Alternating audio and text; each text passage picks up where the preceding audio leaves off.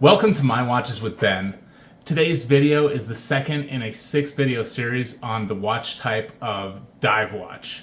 The full video series will end. The 6th video will show the top 10 out of all dive watches that exist on the market, practically.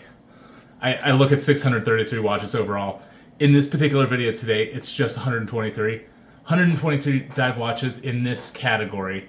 $330 to $550. I'm calling that affordable. You'll see more well-known watches such as the Seiko Turtle, the Citizen Ecozilla, and in this video you'll also see a ton of watches I'm sure you've never heard of. I had never heard of Zulu Instruments until I did this, or Imperial Watch Company. The methodology for the scoring system I use in this video series is in that first video. So if you want to know how the sausage is made, like why I made all the decisions I did in that scorecard, you can find that information in the first video. I just didn't want to repeat it in every video, so that's where you can go for that information. There'll also be some other important background information in that first video. Oh, this is a good time to mention, if you're short on time, please go ahead and use the timestamps in the description. Skip ahead to the top 10. Now I'll show you the overview. Affordable dive watches. Here's what I found with the scoring system. Here's a breakdown of all of the watches in this price range, $330 to $550, and their suitability, in my opinion, as a dive watch. I chose the American grading system, A through F, to conceptualize it, but in the video it's all just numbers. So if you're familiar with a 100-point scale, you can make sense of all this. The American grading system, A's and B's are good. C's are not great. Traditionally, C is supposed to be average. If you have a normal distribution like this is how it's supposed to line up with the American grading system. And technically in the American grading system, F is failing, but D's and C's are okay. But in mine, C minus and below is failing. That's just how I set it up. I know as a kid, C minus in my parents' eyes was a failing grade, so that was not anything to be proud of. As you can see in the chart, there's a whole lot of average here. How does it break down? Okay, there's 26 greens, so that's like 20% of the total. There's 61 yellows, that's like 50% of the total. And then there's 36 reds, around 30% or whatever. 20, 30, 50. That's how it broke down for this. As we go in upper price categories, all that stuff shifts to the left, and you're just going to see a whole lot more in the green area. But in this category, there's some killer watches in the green here. There's some sweet watches. The top 10 is obviously what I think are the best ones, so I'll save that for the end. All right, so here's the overview. Here's all the watches. As I mentioned, 26 greens, 61 yellows, I believe. It's a little bit different as I go through. One of the things on my scoring system is if you have a bracelet and there's no dive extension, and that's a 3-point penalty. You could negate that penalty by just swapping out the strap. So originally on here, this is how they are out of the box. As I'm going through, some of these ones you could actually swap the strap. There's a few, 1, 2, 3, 4, 5, 6, 7. So 7 of these red ones, you could make it work. So yeah, right now I'm gonna go through number 11, this Erebus Origin, all the way to this Invicta number 123. And then I'll cover the top 10 at the end that I've grayed out with this granite thing. One other housekeeping thing, this is focused strictly on the specs of the watch. I haven't handled these, or at least even if I had, it wouldn't factor into the scoring system for this. The score is just based on the specs. In the final video, I'm going to take into account the other factors, the affordability, the aesthetics, the brand heritage, the lume impressiveness, the distinctiveness of the design. All that stuff is factored in for the final top 10. I'll explain all that in the 6th video, but there's more than just the scores for the actual top 10 of the whole thing. But this will culminate in a top 10 as well. I hope you enjoy. In 11th place is the Erebus Origin. $349, 41 millimeters across, and it has a water resistance of 200 meters. This watch was designed by Jody from Just One More Watch, and a friend of his, I forget his name, sorry about that. It's got a textured dial, comes in a bunch of colors. Man, I would love to get this one. I boxed myself in with the rainbow thing, because I already have a blue, I already have an orange, I already have a purple. A lot of thought went into this. The crown guards look amazing here. How it curves here, it looks so slick. How the second hand goes all the way out here, and it makes a rectangle like the one here at 9 o'clock. These two combine. There's a lot of things that were thought out super well, which you'd expect from somebody who reviews dive watches. But yeah, you've got all 60 markings, full lume bezel. I mean, that's what you want in a dive watch. You want great lume, you want all these markings. It's not just me. If you've used one of these darn dive watch bezels to time something that's greater than 15 minutes, you're like, why did my little markings stop? I want to know how long it's been.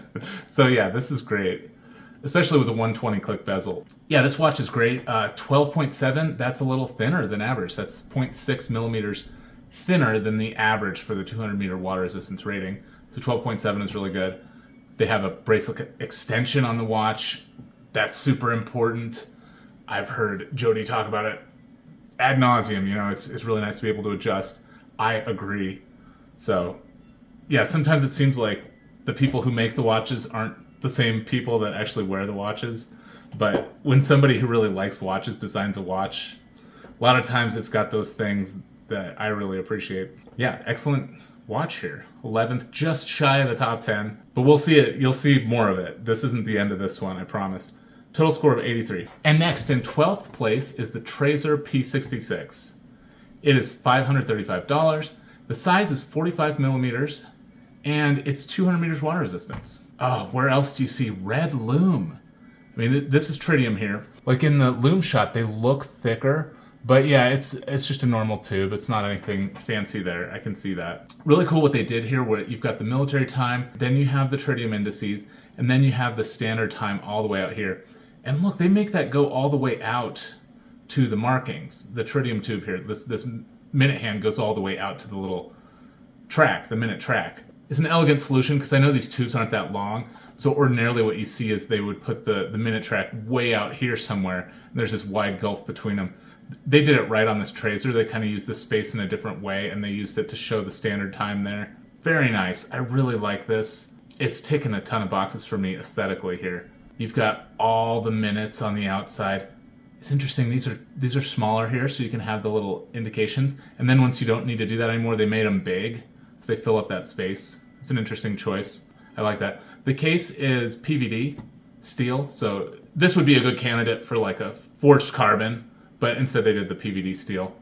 These crown guards are not quite going out very far, but I'm glad they have the crown guards. Very good option from Tracer. It's a quartz and it's 13 millimeters thick. A lot of times with quartz you can get a thinner case, but when you add in the tritium tubes, hands with tritium tubes on them require more clearance so that they don't hit into each other. So you have to, that whole stack has to be kind of lengthened, and the dial is just a little bit deeper from the crystal than an ordinary regular watch, and so that always adds to the thickness. They mitigate it with the quartz. So, but you end up with just kind of a normal thickness. If you do quartz and tritium, a lot of times it's just normal thickness, or even thicker than average. Here they managed to get it to 13. I think that's okay for tritium. You know, if I check the average thickness of a tritium watch, I think this does pretty well. So, score of 83. In 13th place is the Spinnaker Haas. Price of $445, size of 43 millimeters, and 300 meters water resistance. The lume looks decent on this thing. I really like the day date with the matching date wheels here with the yellow. That looks really nice. I like the blue accents on the yellow, and they did it with the text, they did it with the date wheel, they did it with the minute, they did it with the second. I like that continuity. There's even a little ring here where the minute snaps onto the pinion here. Little blue ring. That's really nice. I like these indexes here, how they go out into the minute track. It just gives it a little bit more interest on the dial. And there's also a little ring here, and there's also military time. So the dial has a lot of interest going on, but it's not overwhelming or anything. This multifunction bezel, I can't tell if it would be nice or if it would be really annoying. You have the count down on the outside and the count up on the inside. The count up is the normal one. We're used to seeing 10, 20, 30. When you have 50, so they offset them, they offset the numbers, but I really wonder if this is gonna confuse people. Like, if I had this watch, I wonder if it would confuse me. You know, if I set this thing and it ended here, would I know to do 25 or to do 35? Would I get confused about which number is correct? Knowing myself, I think I might get confused. So, maybe not the best type of multi-feature bezel. I think I like it better when they do minutes and hours. Have a 10 here and a 2. You'll have a 20, you'll have a 4. 30, you'll have a 6. I think I like that better for a multifunction bezel. This, I think, would confuse me. They're not the only ones who do this. There's some other watches in this series you'll see that have this, like, one goes this way, one goes that way with the bezel thing. This thing is extra thick. The average thickness for a 300 meter water resistance watch is 13.7. So 15.3 is 1.5 millimeters thicker than normal. So this is thick. It's above average thickness. I mean, I'm saying given the water resistance rating, but just in general, a 15 millimeter watch is a thick watch. Score of 83. In 14th place is the Arcan Instrumentum. $542, size of 40 millimeters, and 300 meters water resistance. I couldn't find a loom shot for this thing, so we just get kind of, this generic one that kind of matches the description. Really cool indexes on here, the teardrop shape. The hands look really cool. I like that it flares out like this. You don't see that too often. The bezel is probably the most striking thing. It kind of looks like a sea urchin or something, but you've got these big, dark, contrasting marks on the bezel. The bezel's like one of the most prominent features of this thing. There's a lot of sharp edges on this. It's got kind of a Vacheron Constantine style bracelet here. That's interesting. Don't see that often at all. It is proprietary. You're not going to be swapping this thing out, but they do say that it has an extension on the clasp. Yeah, you get this one probably for the bracelet. You intend to use the bracelet, not swap it out, because what would you swap it to? You cannot. It's actually titanium. I mean, this thing is sick. It's got the crown guards, huge crown, but not huge in the way you like it. Huge diameter. Those feel nice in the hand, but not huge sticking out all the way to Timbuktu, hitting in your hand. So this is a good, this is really looking nice. I think I want to learn more about this one because, and you should too if you like it. Don't go just with what I'm saying here, but check this thing out. 6 o'clock date. I like the ring here. There's so many cool things about this watch. I really like it. Score of 83. And in 15th place is the Zarek NASA Voyager Prometheus. Don't forget that NASA. It's $500, 44 millimeters, and 1,000 meters water resistance. Loom looks really good here. They've even loomed the NASA. They don't want you to miss that. I think this might be hard to see if it goes all the way to 45 minutes here, like this minute hand here. It might blend in with this all the other loom that's going on, but maybe they're subtly different colors. The loom is going to be impressive. You can tell there's a ton of loom on this thing. The loom actually goes all the way around the bezel. It's a full loom bezel. I think it's tacky to put NASA on anything that you make, because NASA, it makes the consumer think that these genius scientists have anything to do with your watch, and they don't. Okay, because NASA is a government agency. They cannot trademark their name. So just anyone can use it for any purpose. The scientists aren't paid by us, the taxpayer, to design a watch. That's not their purpose. All the things that NASA does, not a single one of them has anything to do with watches. It irks me when people do this. I just think it's tacky. I think this watch would be just as cool if it said Zarek here instead of NASA. I mean, it's still really a cool watch, and I think it's okay to buy it. I would own it, even though it says NASA. It's just a pet peeve. It seems a little bit skeezy to put NASA on there. Anyway, back to the watch. It is a PVD steel. Very short lugs here. Lug to lug is probably not very long at all. It's 16 thick. I'll tell you the average. The average for 1,000 meters is 15.7. Okay, so 16.1. That's not crazy different from other 1,000 meter dive watches. But the thing is, the problem with averages is, what if all these 1,000 meter water resistance watches are bad? If you say, all the rest of them are bad too, so it's okay, right? You're just measuring them against each other, not against some sort of fixed goal that you want to achieve or something. So it's just a little bit thicker than average for 1,000. A 1,000 meter watch is just gonna be thick. That's what you're getting into if you want one that goes to 1,000. Which, as I explained in that first dive video, you don't need. The deepest a scuba diver's gone is 300 something. The guy's in the crazy suit of, looks like you're going to, it looks like you're wearing a NASA suit to go out in outer space. This crazy suit with these things over your hands and stuff. The deepest they have ever gone is 600 something. So 1,000 is laughably silly. And then we have ones that go way deeper than 1,000. I won't harp on it, the whole thing, but it is silly. It is silly. We don't really need 1,000.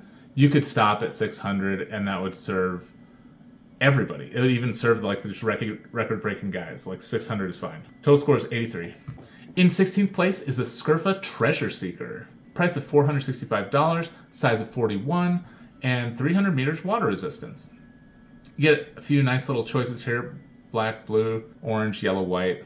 Get some minutes on the outside. You get a nice honeycomb style pattern on the dial. A textured honeycomb pattern.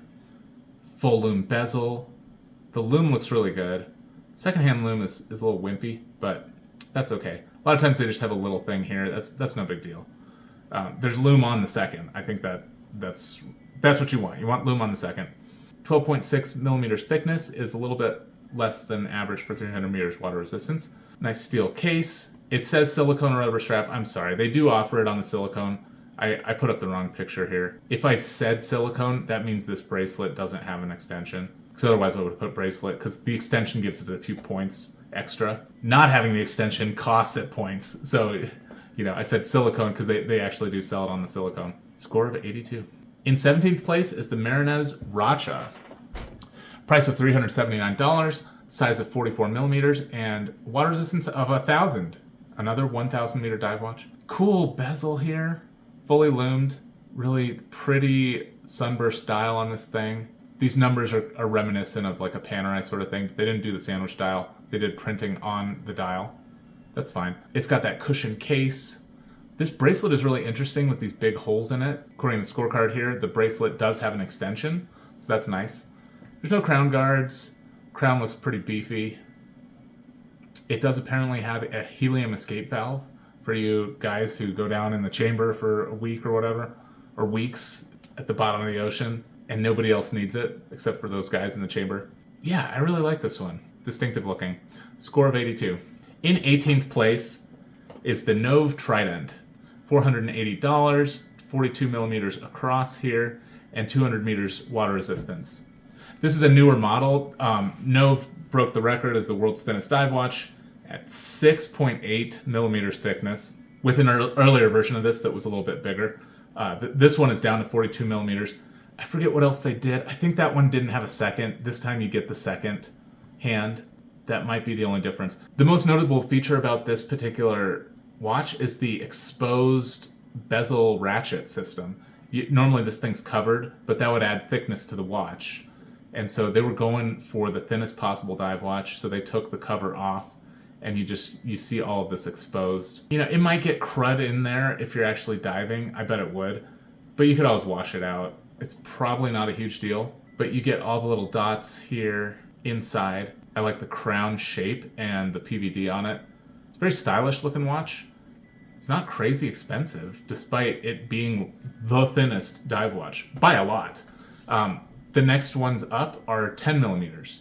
There's a few 10s, and then there's no 9s, there's no 8s, and there's the 1.7. This is the only 7 millimeter watch, and there's nobody even close. Nobody's even trying to get close to this, apparently. If I didn't already mention, yeah, it's a quartz movement. It has to be this slim. Really cool looking watch.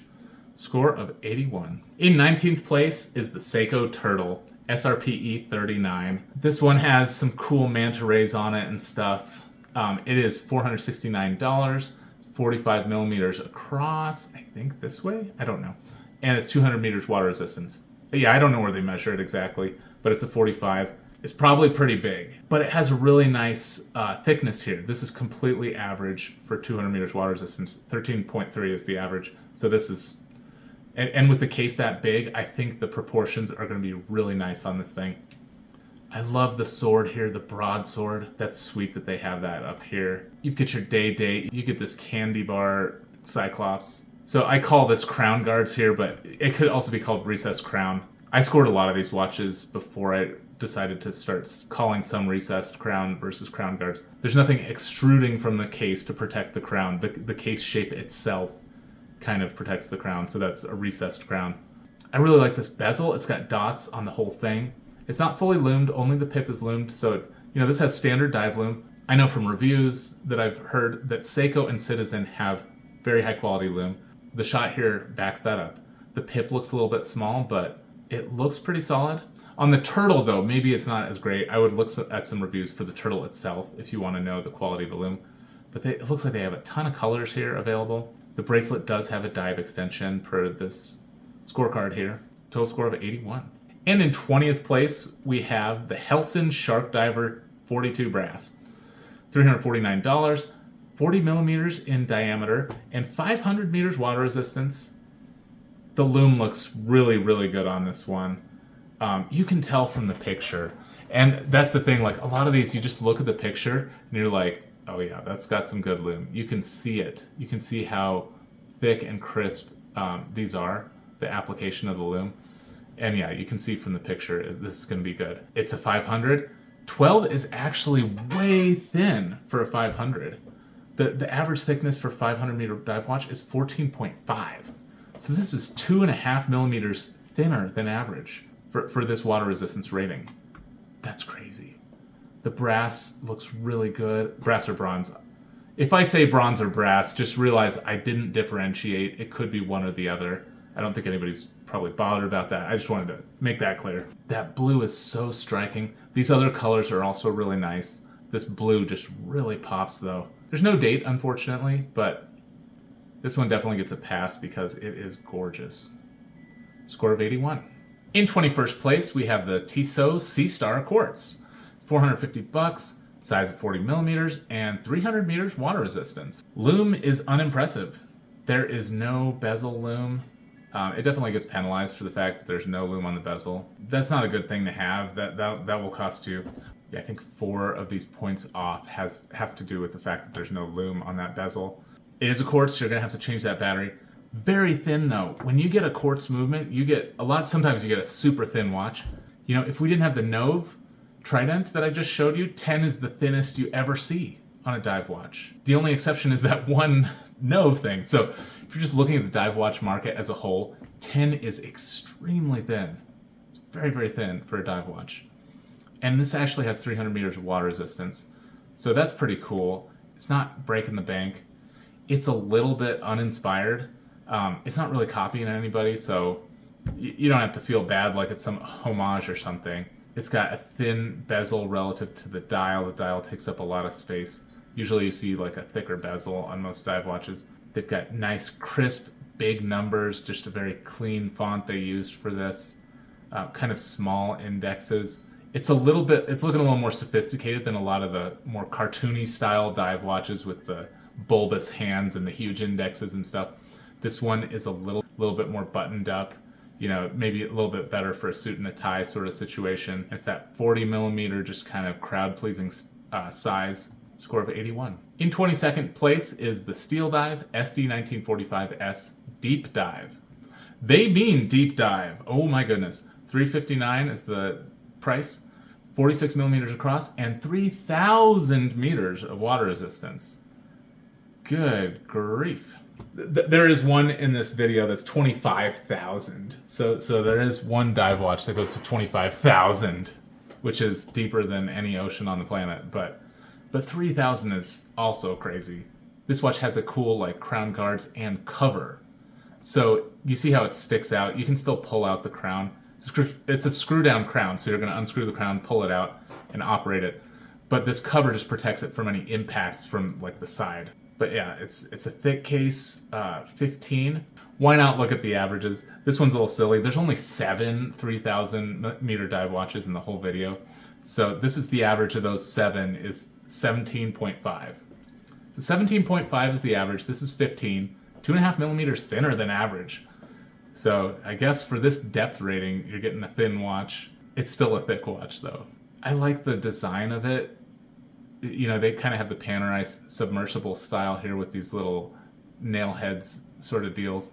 You lose some utility with that, but it also has this cool look to it, this industrial look.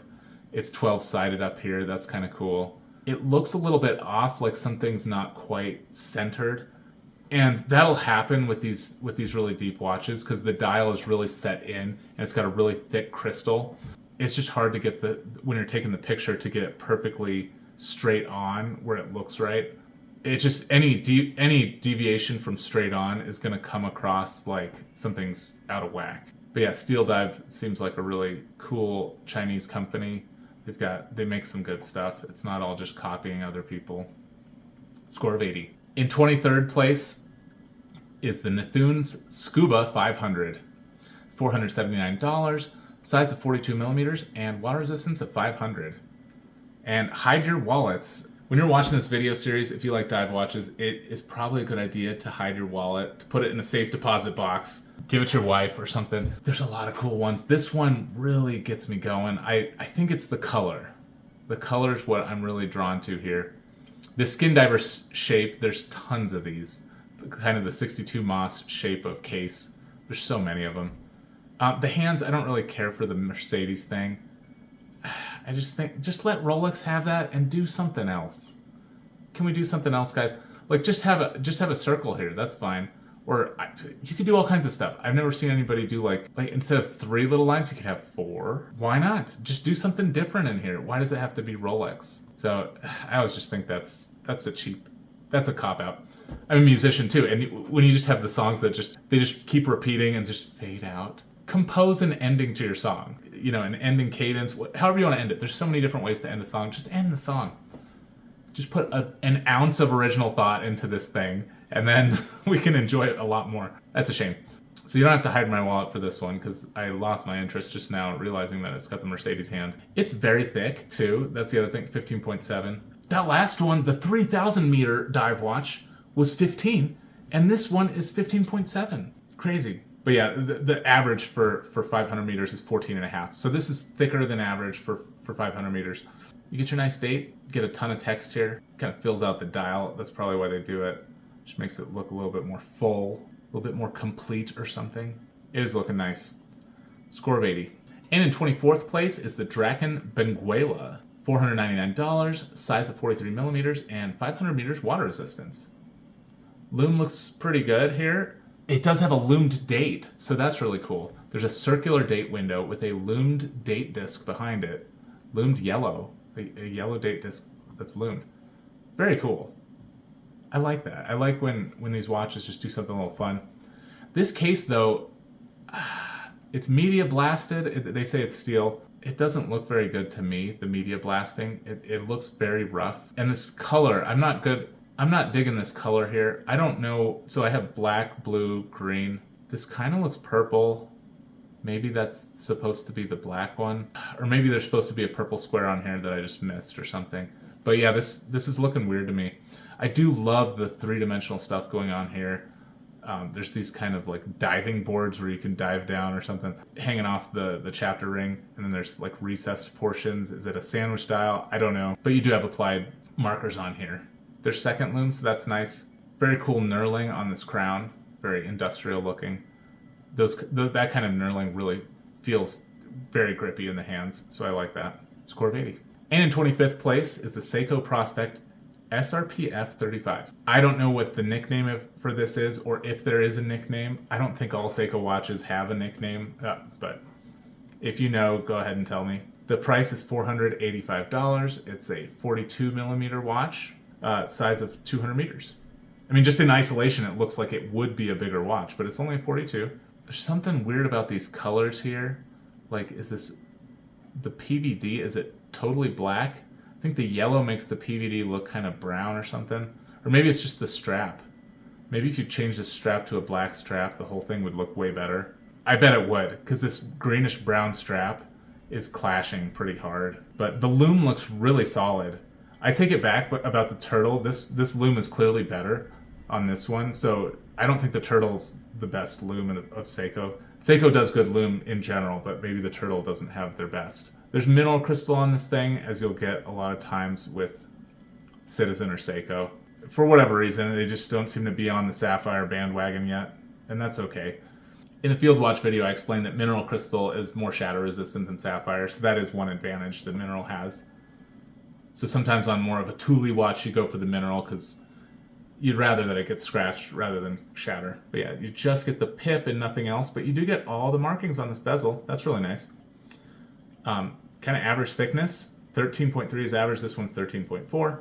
PVD is going to help with the corrosion resistance. I like the day date here in the Candy Bar Cyclops. Very cool. Score of 80. In 26th place is the Aerotech Forte AF6.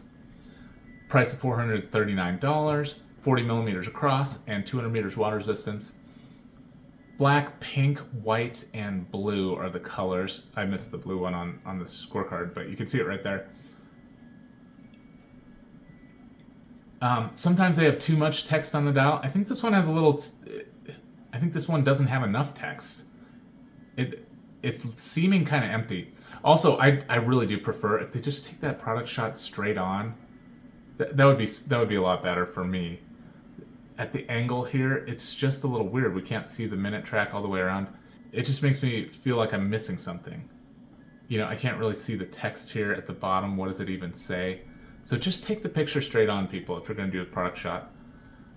It is a titanium case.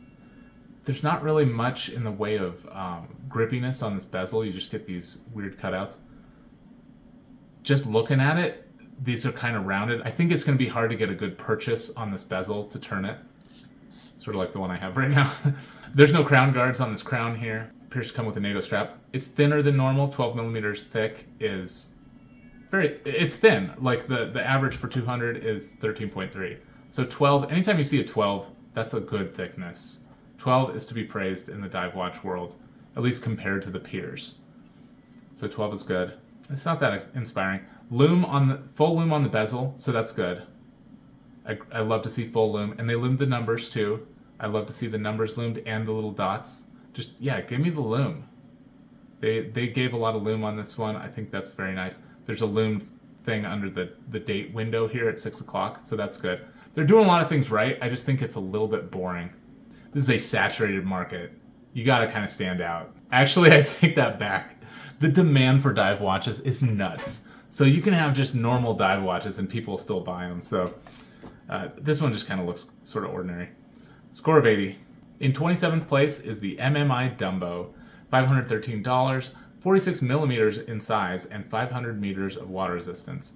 I don't know if the 46 is corner to corner or if it's across the middle here. So you'd have to see a review to find out where that measurement is. The other thing is I didn't watch a review for every single watch here, so you know, I just went with the product listings. At one point, I wanted to find out how many darn slashes do they have on this thing. This is crazy. So I counted them all up. There's 600 right here. On the outer thing, okay. This is going to get silly if I do it exactly, but there's over 600 little slashes on here. There's also these little triangles. There's also the numbers. If you get this watch, you've got the one with the world record for numbers of things on the dial. So just be aware of that.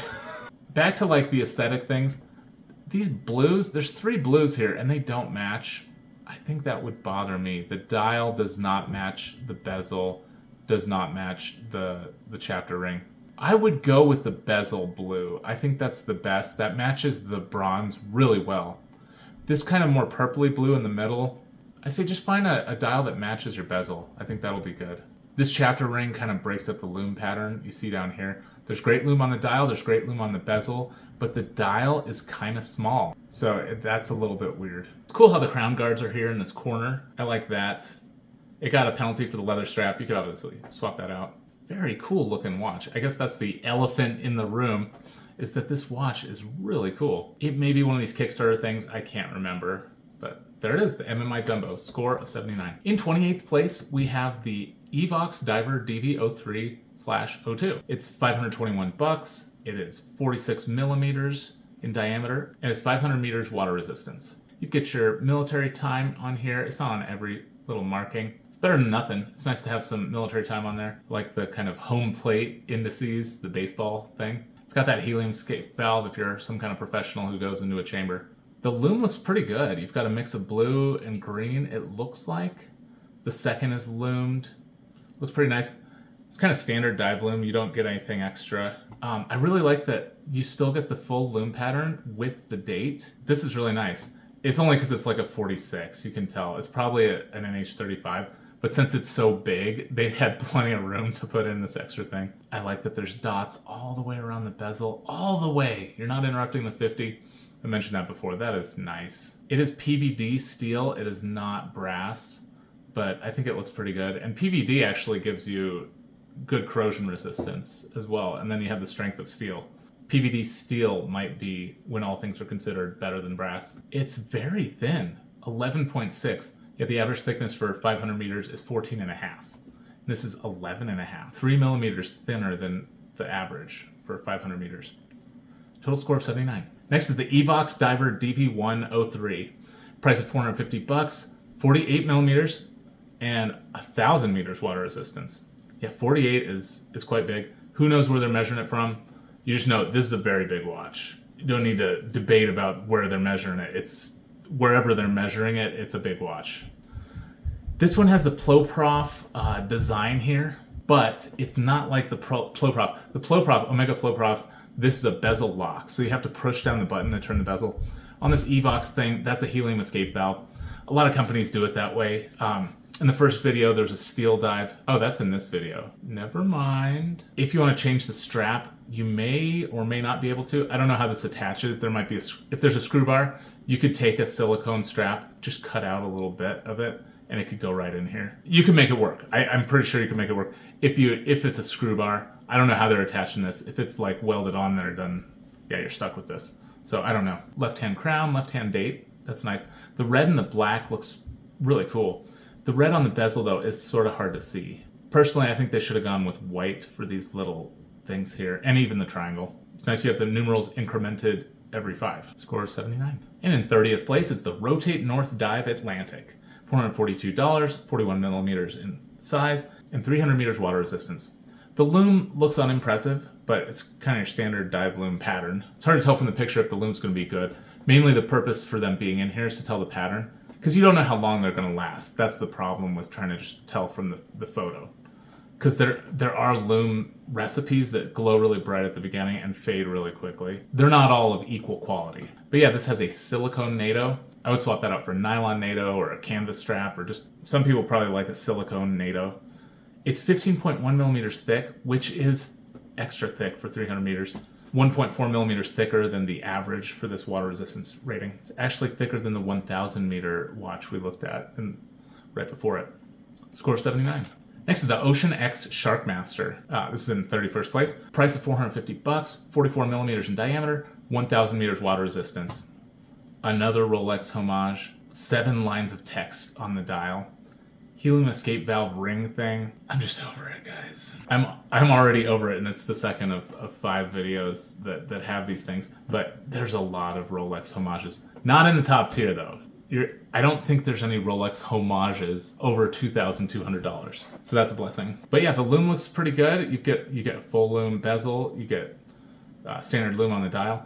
And the bezel actually looks pretty good. The numbers are a little bit dim, and these little tiny marks are a little bit dim. But it's nice to have the full thing. Like, I really appreciate that. Even if it's a little bit wimpy, just putting all that loom on there, I think that's really nice. This one is thicker than average for the 1,000 meter depth rating. The average is 15.7, and this is 17 millimeters thick, so thicker than average. 17 is a thick watch. Yeah, I just measured this one right now. This one's 17. It's thick. It's the thickest watch I have. It's not crazy. I don't think 17 is obscene, but it's pushing the limits of what I would like to wear on my wrist in terms of thickness. The bracelet doesn't come with an extension. That's a bummer. It does have the helium escape valve if you need that for some reason. Total score 79. In 32nd place is the Walbrook Skin Driver 2 Professional. $539, 40 millimeters across, 200 meters water resistance. I like the red date. It's charming. You get minute Erebus on the outer perimeter here. You get full markings. This is a count down rather than a count up timer. I think the count up is a little bit more versatile, but I'm fine with this as well. And it's cool, as you do the last ones, they make the numbers a little bit smaller so you can see every single line, have a little bit more precision in the last little countdown. They have a crown on the left here. It does have some sort of extra shock resistant technology, so it gets a bonus for that. Start seeing more of that kind of stuff as this goes on. In general, there's a lot more of that kind of stuff in these dive watches than there was in the field watches. This one, interestingly, has an acrylic crystal. There's some people that are fanatics for acrylic crystal. They say it is so much better than sapphire. I'm just informing you of something that exists within the watch community. I mean, the trend is certainly for sapphire, and I think that is better.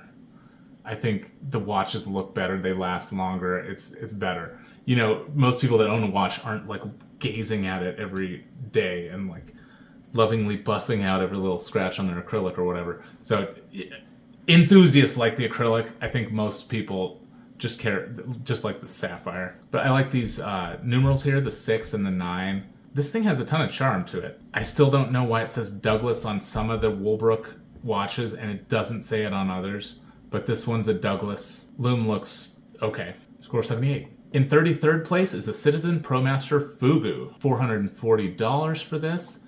44 millimeters across, and it's 200 meters of water resistance. It is steel. It kind of looks a little bit like titanium, but it's not. This is an automatic. I mean, we see so many Citizens that are solar quartz, so it's cool to see an automatic. It does have the apostrophe with the Divers 200, so you know that means they have some sort of protection against magnetism, which is great.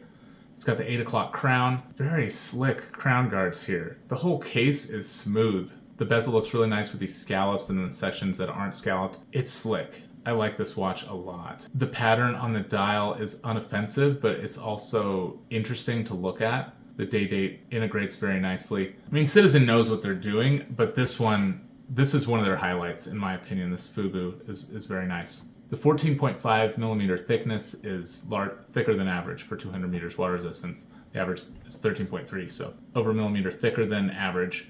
Total score of 78. In 34th place is the HGP Diver. Price of $438, size of 42 millimeters, and 200 meters water resistance. Comes in black and orange, and the black may come with the blue bezel. So there's some blue bezel here somewhere. It's shown here on a Tropic rubber strap. Those are pretty good. It's got your crown guards. You've got little slashes for every single minute here. Of course, it's broken up by the numbers a little bit. I'd rather have them than not have them. Totally average thickness for 200 meter depth rating. This orange looks really nice. It says France. This is a French watch. Automatique, normal looking date window. I like this here. Okay, you've got kind of the Rolex hands, but there's no Mercedes. Awesome. That's great. I love how black it is too. I love a black handset on a lighter dial. Almost anything that's not a black dial, if you put black as an outline for the hands, that makes me happy. It's easier for me to see it. I would like if these indexes match the hands in intensity, you know, the thickness of the border here. That'd be great if that was on this triangle and these little circles. It's a good looking watch as is. Lume looks pretty good. Score of 78. In 35th place is the Citizen EcoZilla. It's $476. It's 48 millimeters in diameter. And this thing has a water resistance of 300 meters. The lume is, you can tell this is solid lume. Looks really good. The lume shot does. Look at that tiny date window. Yeah, I need to remind you, it's 48 millimeters. It is 19 thick. Again, I'm wearing a 17. It feels huge. 19. Oof. And I wonder why it's so thick. It's only 300 meters. It's a solar quartz. They can't even blame the movement. Like, I don't think it really has any complications beyond a date. So that's something I definitely wonder about. Why is it so thick? I think there are guys that just want a super thick watch. A super huge, super thick watch, and that's what this is for. I haven't seen a video, so I don't know how this bezel works, but it's almost like there's two bezels. There's this ring on the outside, and then there's this thing here with the little crenellations. I don't know which is which. The numbers are different sizes. The 20, the 30 is like cut short. The 20 fills the whole thing. 40 fills the whole thing. 50 cut short. I don't know what that's about. Definitely some interesting things going on here. A little bit of a perplexing watch, if I'm honest. Score 78. In 36th place is the Signum Cero Bronze. Comes in black, blue, green, and purple. And these are all different types of minerals. So you see here the green one, I forget what kind of mineral that is. I'm pretty sure purple is labradorite. That labradorite looks so good. I think this green looks really good too. So each one is going to be unique. This isn't like some pattern or something. It's literally just the stone that's on here. The lume is insane. I have a Signum watch and it blows my mind, the lume. That's kind of their thing, is just to have outrageous lume. So you can see, I'm looking at this and I can just see how thickly that's applied in there. So this bezel is going to be beautiful. The dial's going to be beautiful. I like their handset that they use for this. It's very nice. It's a nice bronze case here. $450 I don't think is too crazy. They bordered the date window. The date's at 6 o'clock. The date is loomed. It's one of these rare ones that has a loomed date. Really don't see that very much. I've just got a lot of praise for this. 13.4. It's totally average thickness for 200-meter dive watches. Very nice. Score of 78. And in 37th place, we have the Isobrite Naval Amphibian. It's $549. It's 44 millimeters across. And there's 300 meters water resistance. And it has tritium illumination. Now, one place it may not have tritium illumination is these little triangles on the end of the hands. I'm pretty sure tritium just comes in tubes, flat tubes and regular tubes, and like these tiny little tubes they put for the pip here. But I haven't seen anything triangular in the tritium world, so I bet this is conventional lume on the ends. Could be wrong. It's a quartz, but it's 14 millimeters thick, and it's due to those tritium tubes. I think I already explained that the depth changes. I apologize if I repeat myself. I do have to record in like multiple sessions, so I can't always remember one to the next what I've talked about exactly. Yeah, fairly big case. Nice little wave dial here. You get your crown guards. This is kind of cool on the crown. I like this kind of knurling the crosshatch. Those are always really easy to grip. It's a capable dive watch, score of 78. And in 38th place is the Sturmanskie Argus. It's $353. It's 40 millimeters across, and it's a 200-meter water resistance dive watch. The lume actually looks pretty strong on this one. We'd have to see how long it would last, but that's a good lume shot we got right there. As is usually the case, the date is just, you don't get lume where the date goes. 12.5 millimeters thickness is almost a millimeter thinner than the average, so that's really good. Right here, their logo, I think, is a bomb exploding the American capitalists. So that's something to be aware of. It says how many jewels are on there, 29 or something. I can't read that. But you get your standard time on this outer ring. That's pretty cool. I like this crown. The crown guards and the crown, that looks pretty cool. Score 78. In 39th place is the Obrus Morgan Sea Star 60. Price of $379, 41 millimeters across, and there's 200 meters water resistance on this guy. PVD coated steel. These numerals on the outer bezel are pretty interesting. This 7 in particular gives me nostalgia vibes. Like old computers had this crazy 7 font. I haven't seen that in forever. That's pretty cool. I don't do this very often. I couldn't find the lume shot. So on this one, I actually did remove background on just the numbers and just put the green behind it so you could get an idea. Because in the description, they say the numbers on the bezel are loomed. So I didn't want to do my normal thing, but it's more time consuming. So I didn't do this very often, but I did it for this one. So enjoy it for this one, I guess. There's no crown guards. This is the helium escape valve right here. I like the blue accents.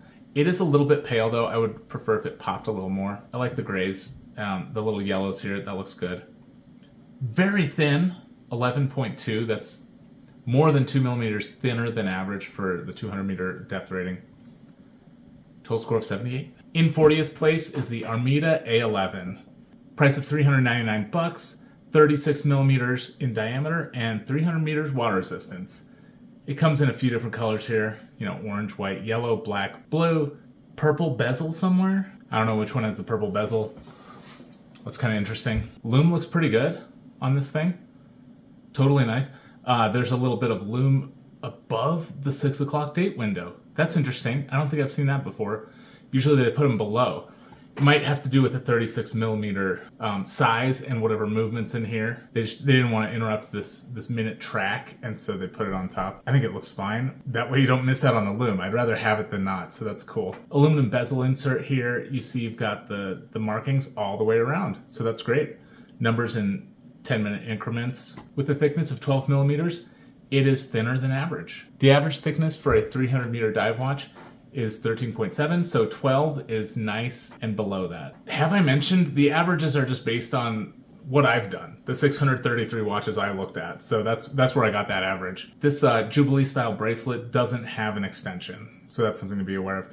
But you know, if you want a 36 millimeter and you want to pay under $500, there aren't a ton of options. There was that deep blue Lizzie blue we saw in the last one. There's this Armida A11.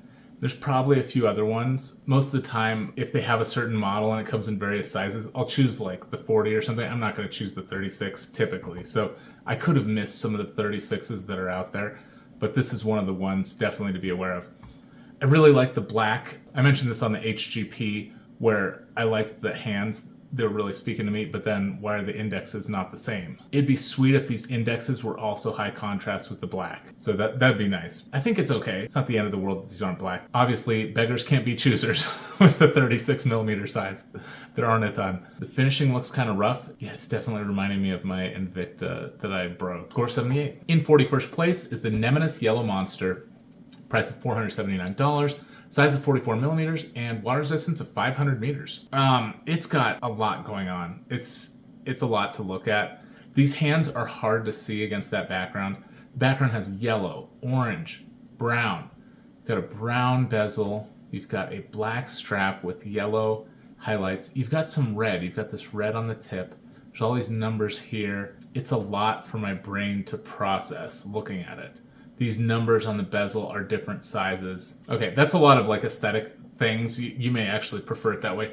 The thing that I think is kind of not aesthetic is the hands here. How much they match the dial, I think that's a miss. The loom on this is really nice. They did a good job taking the picture too. That's the thing. A lot of times they take a bad picture. It's not really that hard. You just have to play around a little bit, find the right lighting, find the right angles. A lot of times they just don't put in that time, and then after you take the picture, doing the right corrections to the picture to make it to make it look good. These guys did a great job, so it looks great. Am I crazy though? The 9 o'clock has 2 rectangles, and the 6 o'clock has 2 rectangles, and it's different, isn't it? I think they're different sizes. These ones are thinner with a wider space in between, and these are thicker with a smaller space in between. There's something weird about that. Anyway, I call this orange in terms of color classification. They call it yellow, though. On the dial, you can see it says Yellow Monster here. It may say Marine Master. I actually don't know what it says right behind there. They covered the text with a hand, so we can't tell. But you get your standard timer on the edge here. It's 19 thick. Again, this one is 17 that I've got on now, so I have no idea how big. I have. I can imagine like a couple millimeters more, can't I? So 19 is super thick. Super thick. I don't care what water resistance it is. 19 is thick. Yeah, the average thickness for a 3,000 meter dive watch is only 17.5. So 19 is really pushing it. But it's very unique. You're not going to see another one like this one. Score 78. In 42nd place is the Aragon Superjet. $450, 44 millimeters in diameter, and the water resistance is 1650. I'm not going to be able to tell you any averages on this one because this is the only one in the 633 watch video that has a water resistance of 1650. It's the only one. Cool case. There's a lot of shapes going on here. The loom looks decent. You've got loom on the bezel here. There's no minute marking, so it doesn't get the full loom. Doesn't get the full loom bonus I give when there's little minute markings. Everything that's on the bezel does appear to be loomed though. And there's actually little dots every 5 minutes here on this like inner ring of the bezel. So that's cool. This has probably the best dive watch complication in my opinion, which is the power reserve. I gave it credit for that. That's 4 extra points. It's really sweet to know that your watch is topped up, just in general, but especially if you're going to go for a dive. I think that's a feature you want to have. This date complication, though, I don't think that's so great. It's probably just, the movement, that's what this movement has. And they've got the date complication with the little wheel. Not my favorite, but it's not a big deal. One thing I do notice about the loom is that these hands have a very thin strip. That makes me think it may dim pretty quickly. You may lose loom on the hands before you lose loom on other things. I'd have to see the watch to be able to tell. But they did actually put loom on the date. Look at that. Here, on the little date at the 6 o'clock here, there's a little bit of loom on there. Very interesting. This one is 17 thick. I can look at other ones around this water depth rating, and that's actually pretty much on par. Like I said, you have low sample sizes. You have onesies and twosies for different water resistance ratings, like around this one, like the 1500, the 1700, the 1942. They're all around this thickness, 17. I think that's, if you're having a super deep watch, you expect it to be thick. One downside with the bracelet is there is no extension. Aragon makes cool, unique bracelets, and you can see that here. This is a unique design. I haven't seen anything like it, but no extension on it, on the clasp. Very cool watch though, and lots of colors. Black, blue, gold, orange, yellow, white, and lime green. Score 78. In 43rd place is the KHS Shooter Mark II. $386. It's 49 millimeters in diameter and 200 meters water resistance. That 49 is a shock. It's so big, you have the date, and then you can do an entire tritium tube, and then a bezel. So yeah, it is big. You can tell from the picture just due to how this works. Normally they have to like put this in between things, but when you have a 49mm watch, there is so much space. You can do whatever you want with that date. You can put it wherever you want on the dial. It's crazy. This has tritium. I don't think this is a photograph. I think this is some other kind of silliness going on. But tritium never photographs all that well. It's just not that impressive. I mean, the flat tubes kind of do, but these thin tubes don't. But they look really nice in the dark. I guess we'll just have to take my word for it. I think this is a Chinese watch. It's got a countdown bezel, so that's a little unusual. There aren't a ton of those. I like that you get the tritium on the pip here. A lot of times you get conventional lume, but it looks like they did a tritium tube up here. Left-hand crown, you'll appreciate that with the size. That way it won't dig into your wrist if you're a righty wearing it on your left. 13.5 thickness, not bad. Score 78. In 44th place is the Sterling Campbell. Price of $547. 40mm across and 200 meters water resistance. It is an automatic watch. It's got the dual time bezel, fully loomed, even the half hour markings. And the lume actually looks really good on this. Good lume. I like the orange minute hand. Soft spot for those orange minute hands. Yeah, this one seems darn decent. Now, one thing to note about the dual time bezels is that traditionally they're supposed to go both ways. They're supposed to be bidirectional. They almost never are with these watches. I didn't put that in the spec sheet, but just be aware of that if you're looking at these. That might be something you want to check. Is it a bidirectional bezel or is it a unidirectional 120 click bezel? One thing you don't want is the 60 click bezel, especially if you have these half hours, because then that's never going to line up exactly. Alternatively, if it's a bidirectional, it should be a 24 click bezel so that you can line up these dots with the hour markings. Has a score 77. In 45th place is the Islander Sands Point Titanium ISL 158. Price of $395. 43mm across, 200 meters water resistance. It's a titanium case. You can tell by looking at it, that dull gray. So grade 2, most likely. I've only ever seen grade 2 and grade 5. I think that's all they do is grade 2 or grade 5. This is clearly grade 2 here. The hands, I haven't seen hands like that from Islander. These are nice. Nice hands on this. I like the gunmetal here. Loomed lollipop on the seconds counterbalance. 14mm thick is a touch thicker than normal, but only 0.7 millimeters thicker than average. I think it was a miss not to include a date. I would prefer if there was a date on this thing, but to each their own. There's a lot of watches in the Islander catalog, so I'm sure you can find one that you like if you look through there. Obviously, I did not include all of them. 158, I think that's the 158th design. I'm not even kidding. I think they have that many. So, I mean, I think a lot of them are out of production. They just do limited runs and stuff. So you can't still find 158. But there are a lot of these. So check them out. It does say NH35 inside this.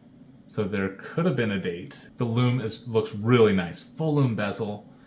Standard dive lume on the dial. I explained in the previous video, it's hard for me to standardize these Islander shots because they're usually taken in just a slightly darkened room. It's kind of this artsy, fancy style. It's just hard to standardize. This one looks pretty good though. Score 77. In 46th place is the Duzu DW D3. Price of $549. 42mm across and 300 meters water resistance. This might be the first internal rotating bezel we've seen in this video. I don't know which crown controls the time setting and which crown controls the bezel. It's interesting, it's got a sandwich style. There's little holes here. Very interesting. So when you're looking at the lume pattern, you kind of miss out on the 12369 because this bezel is going to rotate. I'm not clear on if the minute part rotates with it. I don't think it does. I think the minute part is stationary. It's just this little outer ring that actually rotates when you turn it. So it's just going to be this little wing thing. You're going to put it somewhere around the dial, and that'll tell you where your time is set. It says screw down crown. Usually when they say screw down crown, it's both crowns. It's also the crown that turns the bezel, the internal rotating bezel. That's probably what you want. But yeah, a little bit thinner than average. The average is 13.7, so this is a little bit under at 13.3. It's just a little bit thinner than average. Cool looking watch. Score 77. In 47th is the Signum Cuda Titanium. The price is $449. The size is 42.5, and the water resistance is 200 meters.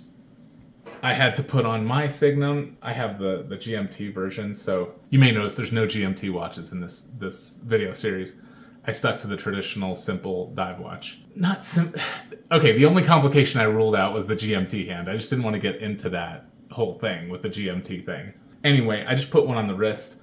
The titanium is so nice. That's something I didn't realize with titanium. It's more breathable than steel. It feels better on the skin. It's hard to describe. It is lighter, 40% lighter than steel, I believe. But it's not just the weight. It actually just feels nice. Titanium feels nice. Hypoallergenic. But yeah, they come with different bezels. You can get different bezel inserts. You can kind of customize that. What am I talking about? All this other random stuff. Look at the lume on this thing. That is nuts. The full lume orange here. The one I have has purple full lume. It actually just kind of looks like dark blue in the dark. But yeah, the orange one is sick. They lume everything. It's got the lume date. They just put lume on here like it's going out of style. Just shellac everything with lume. And it's very impressive. I do like that. The style of the watch itself is also good too. I like these hands. They just keep it kind of simple. There's nothing too crazy here. Simple logo, just automatic, 200 meters. Nothing crazy. But this orange really pops. I love that orange. I think this is the one to get if you get one. I do really like the purple. I'm happy with the purple. I already had the orange before that, so I didn't want to get another orange. So that's why I went with the purple. But yeah. But my recommendation to you is to get this orange if you're thinking about getting a Signum Cuda. Yeah, the bracelet doesn't have any diver extension on it. It has the same bracelet as this one. It's milled lower, stamped upper, that kind of thing. This one has 5 holes of micro adjustment, so that's nice. But it is that micro adjustment, so you're gonna have to get out your mechanical pencil or whatever to actually change it if you want to. Which of course I would not recommend if you're out in the world. You know, I'll do it at my table or something, my kitchen table, I'll adjust it, or at my desk here.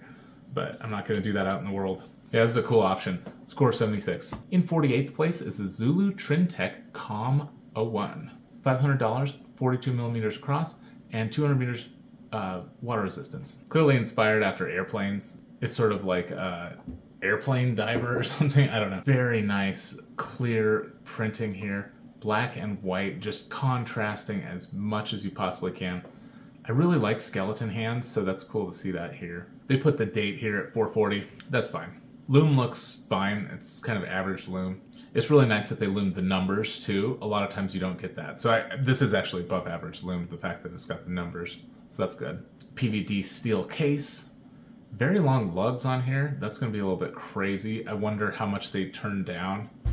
This could be a crazy wearing experience. Score 76. And in 49th place is the Undone Aquadeep. $395, 43 millimeters across, and 500 meters water resistance. It's got that darn helium escape valve for you professionals out there. Very prominent here at the 10 o'clock position. Crosshatch neural pattern means business. Orange minute hand that I love. Sandwich dial going on here. That's pretty cool. Stylized numerals. I like the way that these taper here. These look really cool. This is a unique font here. It says Undone down here, nothing up here. It's very thick, 16 and a half, and I always have to check the average. The average for 500 meters is 14 and a half. This is a couple millimeters thicker than average. Case looks really cool. It's titanium if I haven't mentioned that. It's not really jumping out to me as anything super unique, but it seems like it's really well made. There's no date on it, so that kind of disappoints me. The lume looks good. There's no second lume. I put that down here. No second lume is a -3 penalty. It's kind of a huge thing with the dive watch. You really want to be able to tell that thing is running, and so just put some lume on the second. Just put a little bit. You don't have to go crazy. Just put a little bit here. You'd be fine. So that's a big miss. Guys, just put some lume on there. Total score of 76. And in 50th place is the Le Fourbon Brestois. Okay, this is a French watch. I'm sorry about the Brestois thing. Costs $530, 39 across, and it's 150 meters water resistance. It's a very rare water resistance rating. There's only 7 of these in the whole thing. It's kind of strange, actually. I like these numbers. It's kind of cool. They kind of skipped every other one. That's fine. It's cool to see them on there. Huge minute hand with the arrow thing. It's got a style all of its own. The anchor's kind of cool. What does it say there? Sécurité Mer. I imagine that means like safe ocean or something. Looks pretty cool. If you want a French wash, I think this is a good way to go. It looks like the border on the date window is actually loomed too, so that's cool. I cut off the loom shot, or the loom shot didn't have it, but it appears that the pip is loomed up here, the triangle. It's just not in this shot here. I don't know why that is. The thickness of 12.8 is a little bit more than average for the 150, but again, I mentioned there's only 7 in the population. The average was 12.3. This is 12.8. Yeah, the 39 will please people with the smaller wrists. The bezel is a little bit thin, but it kind of makes it look a little bit more substantial. So that's kind of nice. If you're going to do a 39, that's one thing you can do to kind of make the watch look a little bigger, is to make that bezel a little bit thinner, and then that makes the dial have a bigger presence. Total score of 76. In 51st place, we have the Adapt Series 1, price of $449, size of 38 millimeters, and water resistance of 200. There's a couple colors. I think this is the one orange here. There's another blue one. Who knows what else colors it's got going on, because these are some bright colors. Kind of a blood orange thing here on the dial. Huge sector dial. Bright turquoise indices, turquoise date wheel with the numbers on top of each other. So this is the 22nd date of the month. You get a 2 on top of a 2. That's really cool. You've got your minutes on the inside. It's got a dual time bezel. I like this case shape here. It's shown on a NATO strap. The 13.5 millimeters thickness is just around average for this water resistance rating of 200. 38 millimeters is going to appeal to a lot of people who like a smaller watch. These hands are cool too. Look, it's like light blue and then white. Very interesting. A lot going on with this one. Clearly a micro brand. You can tell across from the room this is a micro brand. It's a cool looking one. Score 76. In 52nd place is the Henry Archer Nordzo. I don't know if you pronounce it differently. I'm sorry, I'm not Swedish, but the price is $499, 40 millimeters across, and 200 meters water resistance. You can see the loom looks all right. This is the best shot I could get. It does appear to have sort of full loom here. Little pale blue dots and then brighter white. You can see on the dial there's like sky blue and then white, and it appears the sky blue doesn't glow quite as brightly as the white ones. It appears that second is fully loomed. At least it may be, unless I'm not sure about the blue being loomed or not. Sometimes with these ones where they don't turn the light all the way off, you can't really tell what's loomed and what's not. It's kind of frustrating, but it looks like a full loom bezel. This thing is super thin, 10.5. That's almost 3 millimeters thinner than normal for a 200 meter dive watch. So that's very impressive. Very impressive. Yeah, I wonder what kind of movement they have in here. Maybe a Miyota 9 series. It's only $500, so it's probably a Miyota. But yeah, you don't get the date. I think that's unfortunate, but that might be one reason why it's so thin, if they use a dateless movement. Maybe the movement can be thinner if you don't have a date. I don't know. Total score of 76. And in 53rd place, the Timex Deepwater Tiburon. Price of $349, size of 44 millimeters, and 200 meters water resistance. This is the Timex that has a real dive watch. In the last video, we saw a Timex that was like a dive style watch, and it didn't end up being recommended. This one is a solid C grade. Like, you could actually use this to dive with. I think it's suitable. So if you want a Timex dive watch, this is probably the one to go with, is the Deepwater Tiburon. The loom looks good. You've got standard dive loom. The counterbalance on that second is what is loomed here, not the full stick or anything. Why is the date so huge? The date looks humongous. I think there is a Cyclops on this thing under the glass or something, because yeah, that's looking huge. I don't know what they did there. That's pretty cool. I would look into this more to find out why the date is so huge. Perfectly fine handset. Looks like a decent dive watch. A little bit thick, 14 millimeters. Nothing crazy though. Score 76. And in 54th place is the Nautis Baltic Strap Watch. Why is it called that? That's interesting. $433, size of 45 millimeters, 200 meters water resistance. You can get it in black, gray, or pale blue. And this is the black one. It's got a green bezel. This thing is steel. There's no crown guards here. This is just sitting out there. The loom, I couldn't find a loom shot, but the bezel is not loomed, unfortunately. It's a multi-feature bezel. You've got your no deco times on here. Please look into this before you take what I'm saying as the absolute truth. But I think what it is you put the triangle on your minute hand, And if you dive down 120 feet, you basically have 15 minutes to come right, and you got to come right back up if you go that low to avoid decompression. And the reason you want to avoid decompression is so you can fly on the plane, that kind of stuff. From what I understand, most people do dives that are no decompression dives because they don't want to have to spend days waiting for their body to not have the bends or whatever. They want to be able to go home. That's my understanding of it. 13 millimeters is just about average thickness. This is a quartz movement. It says Swiss movement there. It's a Swiss quartz, probably Ronda or something. Score 76. In 55th place is the Herodia Mediterraneo. Herodia Mediterraneo. Another Rolex homage. There's so many of these darn things. $495, 40 millimeters across, and 200 meters water resistance. This one says it's Swiss made, and it's an automatic, so finishing looks pretty darn rough, similar to my Invicta. I thought my Invicta was like uncommonly bad, and then I'm seeing so many other ones with these lugs where they just scraped it with the sandpaper before they sent it in for the product shots. It's crazy what I'm seeing here. Yeah, not really much to say about this. This is actually thinner than average for this depth rating of 200. Almost a millimeter thinner, not quite. Apparently it does have the bracelet extension. I mean, if you really want a nice Rolex homage, maybe this is the one to go with. Score is 76. All right, in 56th place is a solid watch here. The Seiko Patty Solar SNE 549. It has a price of $395, 44 millimeters in diameter and 200 meters water resistance. And that's not bad, $395. That's just slightly above that budget category I covered earlier. So yeah, this is definitely an affordable watch. Sweet to get a Seiko at this price. The hands look good. I love the red and blue. I'm glad they went with that. It's striking. You get all the marks all the way around. It's got the divers with the apostrophe, so you have anti-magnetism with this thing. You've got your solar quartz.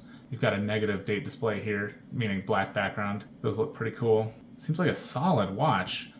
Thinner than normal too. For 200 meters, the average is 13.3. So 11.6 is well under that. One downside might be the bracelet. You don't get an extension on this, but you can always just swap that thing out for a silicone or whatever you like to do. Nylon strap, NATO, whatever you like.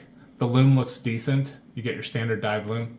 I don't know if I've defined that in this video. If I say standard dive loom, it means all three hands are loomed, as well as indexes and the pip. The pip only. This is what I see the most with dive watches. Well, it's the standard. In my opinion, this is standard. If you get more stuff loomed than this, that's kind of extra. If you get less, that's kind of subpar. This is nice. You don't often see the little tiny sliver of loom on the other side of that date window. It's nice they did that. It's better than just having a total hole there. I like that Seiko. Score 75. And in 57th place is the Wise Diving 300 meter DTB 331. It is $490. It's 44 millimeters across. It has a 300 meter water resistance. It's looking sort of like a tuna, but the shroud isn't crazy. It's also kind of looking like a submersible, Panerai submersible with these little nail head things, but it's its own thing. It's very unique. Clearly a micro brand. Another one of these where you spot it across the room, you can tell, okay, that's a micro brand that guy's got on. It's titanium. The whole thing is titanium.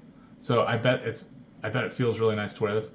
You get a color match date wheel, one of those things that micro brands are great for. You get a couple colors of loom here, a blue pip, blue hands, and then green indices. I like that. Why not? Let's mix it up. Let's make it a little bit more interesting in the dark. I think that's fun. So I'm a fan of mixing up the colors. They have a lot of colors just for the dial here, though. Black, blue, green, orange, red. And then the pattern on the dial is really cool. It's sort of like coffee stain style or something. You know, it's kind of this organic pattern here. Very cool. I like it. I wonder if all the dials are identical or if each one is unique. But here you've got your minutes printed on there. It is quite thick. That's something to be aware of with this thing. The average thickness for a 300 meter dive watch is 13.7. So 15.8 is 2.1 millimeters thicker than average. You're definitely going to notice that when you have it on. It's going to seem thick. Otherwise, seems like a great option. Score 75. In 58th place, we have the T-Soviet SMT ML53. Price of $385, 42 millimeters in diameter, and 240 meters water resistance. 240. Okay, this is the only one in the whole video series that has that water depth rating. That's interesting. This thing has really cool colors. That's sweet. The blue and the orange and then the light blue. Man, that is stylish. And then these skeletonized hands are really cool. I'm a big fan of skeleton hands. I think they look really nice. I couldn't find a loom shot for this, so we just get, from the description it said that the pip is loomed as well as indices and hands. These indices may be just like the outline is loomed, not the center. I bet that's what it is. You just get like a triangle and you get these circles that are hollow. But you get them on all of them. It looks like you get one below the date here. And that date is a cool orange color, the date wheel. That's fun. Yeah, just mix it up. Mix up those date wheels. Why not? I think a dive watch should be fun, so I love when they do that kind of stuff. This is interesting. It just says 5 here. Is that a mistake? It should say 25, but it just says 5. Very odd. That's a head scratcher. These lugs look pretty darn long, so be aware of that as well. Kind of average thickness. Total score 75. In 59th place is the Nethune's Aquatico Steel. Price of $369, size of 44 millimeters, and 300 meters water resistance. Love to see that orange hand here. I mean, the red one on that Seiko was pretty cool too. That's fine. Yeah, I like when you do a different color of a hand for the minute hand. This is clearly some kind of render drawing thing. I mean, that's what they had on their website. They didn't have an actual... Maybe they had an actual picture, but it was at a weird angle, so I chose this one because it was straight on. But yeah, this is clearly like somebody's hand drawing. Interesting that I put that on there. Sorry about that. Per the specs, it is extra thick. 13.7 being the average for 300 meter water resistance, and this one being 15.2. Total score 75. In 60th place is the Henry Archer Aqua. $499, size of 40 millimeters across, and 200 meters water resistance. And they make a ton of colors: blue, green, gray, purple, white, and lime green here.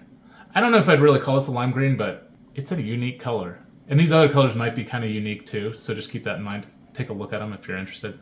But the loom is nice. You get loom on every 5 minutes around the bezel. There's no like countdown or count up thing where you get every single minute. They always do them in 5-minute increments on here, just all the way around the dial. And there's only a triangle, and then everything else is plain. So yeah, that's really not great, is it? Because it's kind of a minimalist design, but I think if you want to use it as a timing bezel, it's going to be annoying because you're just going to be having to be counting 5, 10, 15, 20, 25. Like wherever it is, you're going to have to count these darn things. Like the other Henry Archer, this is super thin. 10.5. When the average is 13.3, so this is almost 3 millimeters thinner than average. Crazy. Another clear micro brand. Like the styling of this thing is such that you would never say, "Oh yeah, that's like a Seiko or something." You're not going to be thinking this is like a normal watch brand. You're going to realize this is a micro brand when you see it. This color combo is not doing it for me. The blue and the pale green is not good. I think if they did purple or something, that would be a better contrast. Or even dark green. There's other colors they could do that would work better with this. This just looks funny. And it's definitely hard to read these numbers on the outer track here with that blue. And then it's a darker green for the minute track. And the white on the minute track doesn't look good either. So I think their other colors might be better, but this color combo is definitely not doing it for me. Otherwise, looks like a really sweet watch. Score 75. In 61st place is the Audaz Seafarer. Price of $400, 42 millimeters in diameter, and 200 meters water resistance. It's one of these internal rotating bezel watches. I can't remember if it's the first one in this video. Apologize about that. It looks like they screw down though, so you set your time with the rotating bezel and then you screw it down and it just stays there. There's something really nice about that. When you're on dry land, I think that's really sweet and that's wonderful. But if you're actually going to go in the water, that's going to be a problem, especially if you go out on a boat and you hop in the water and then you're trying to fiddle with this thing in the water. That's not going to be good. Water will enter the system and ruin your watch. So that's one of the major downsides to the internal rotating bezels. But you got a 6 o'clock date. You have all these minutes here. Yeah, it looks like everything's loomed on this bezel, the numbers and the hash marks. And then you get this minute track. It's loomed, fully loomed. You don't actually see that very often. That's pretty sweet. So very nice loom pattern on here. The shot looks a little bit weird. I think they could have gotten a better shot of this. It's a little bit thicker than normal, almost a millimeter thicker than average for 200 meter water resistance. The 14 millimeters is. And the bracelet doesn't come with any sort of on-the-fly adjustment or extension. Total score of 75.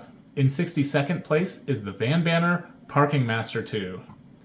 Price of $343, 40 millimeters in diameter somewhere, and 200 meters water resistance. I have been wanting this one for over a year, and they've been sold out, and I keep checking all the time. I think Instagram, they said they're going to restock it in 2027 or something. Something outrageous that just doesn't make any sense. It's just silliness. Yeah, you can't buy any of these colors with this thing, but I think they're going to do it again. In Instagram, he said he's going to do it again. I think maybe it was a joke that it was 2027. These are really cool. It's a countdown bezel, and it's tongue-in-cheek with the Parking Master thing because a countdown bezel is really good for parking, a parking timer. If you put 32 minutes on it, you line this one up with a minute wherever it is, and as you get closer to the countdown, you see, okay, orange. Oh no, it's in the red. I only have 5 minutes to go and feed that meter. That's pretty cool. Really sweet that they loomed it red and orange too. I have no idea how long that's going to last, but clearly when you first charge it up, those are pretty bright. That's so cool. I was holding out as this for my yellow watch. I think throughout this video, I've found a better yellow watch to finish my rainbow collection. I'm talking as if I've explained it. I don't think I've explained it in this video. Sorry about that. I'm trying to get a red, orange, yellow, green, blue, purple set. And right now, the only one I'm missing is that yellow.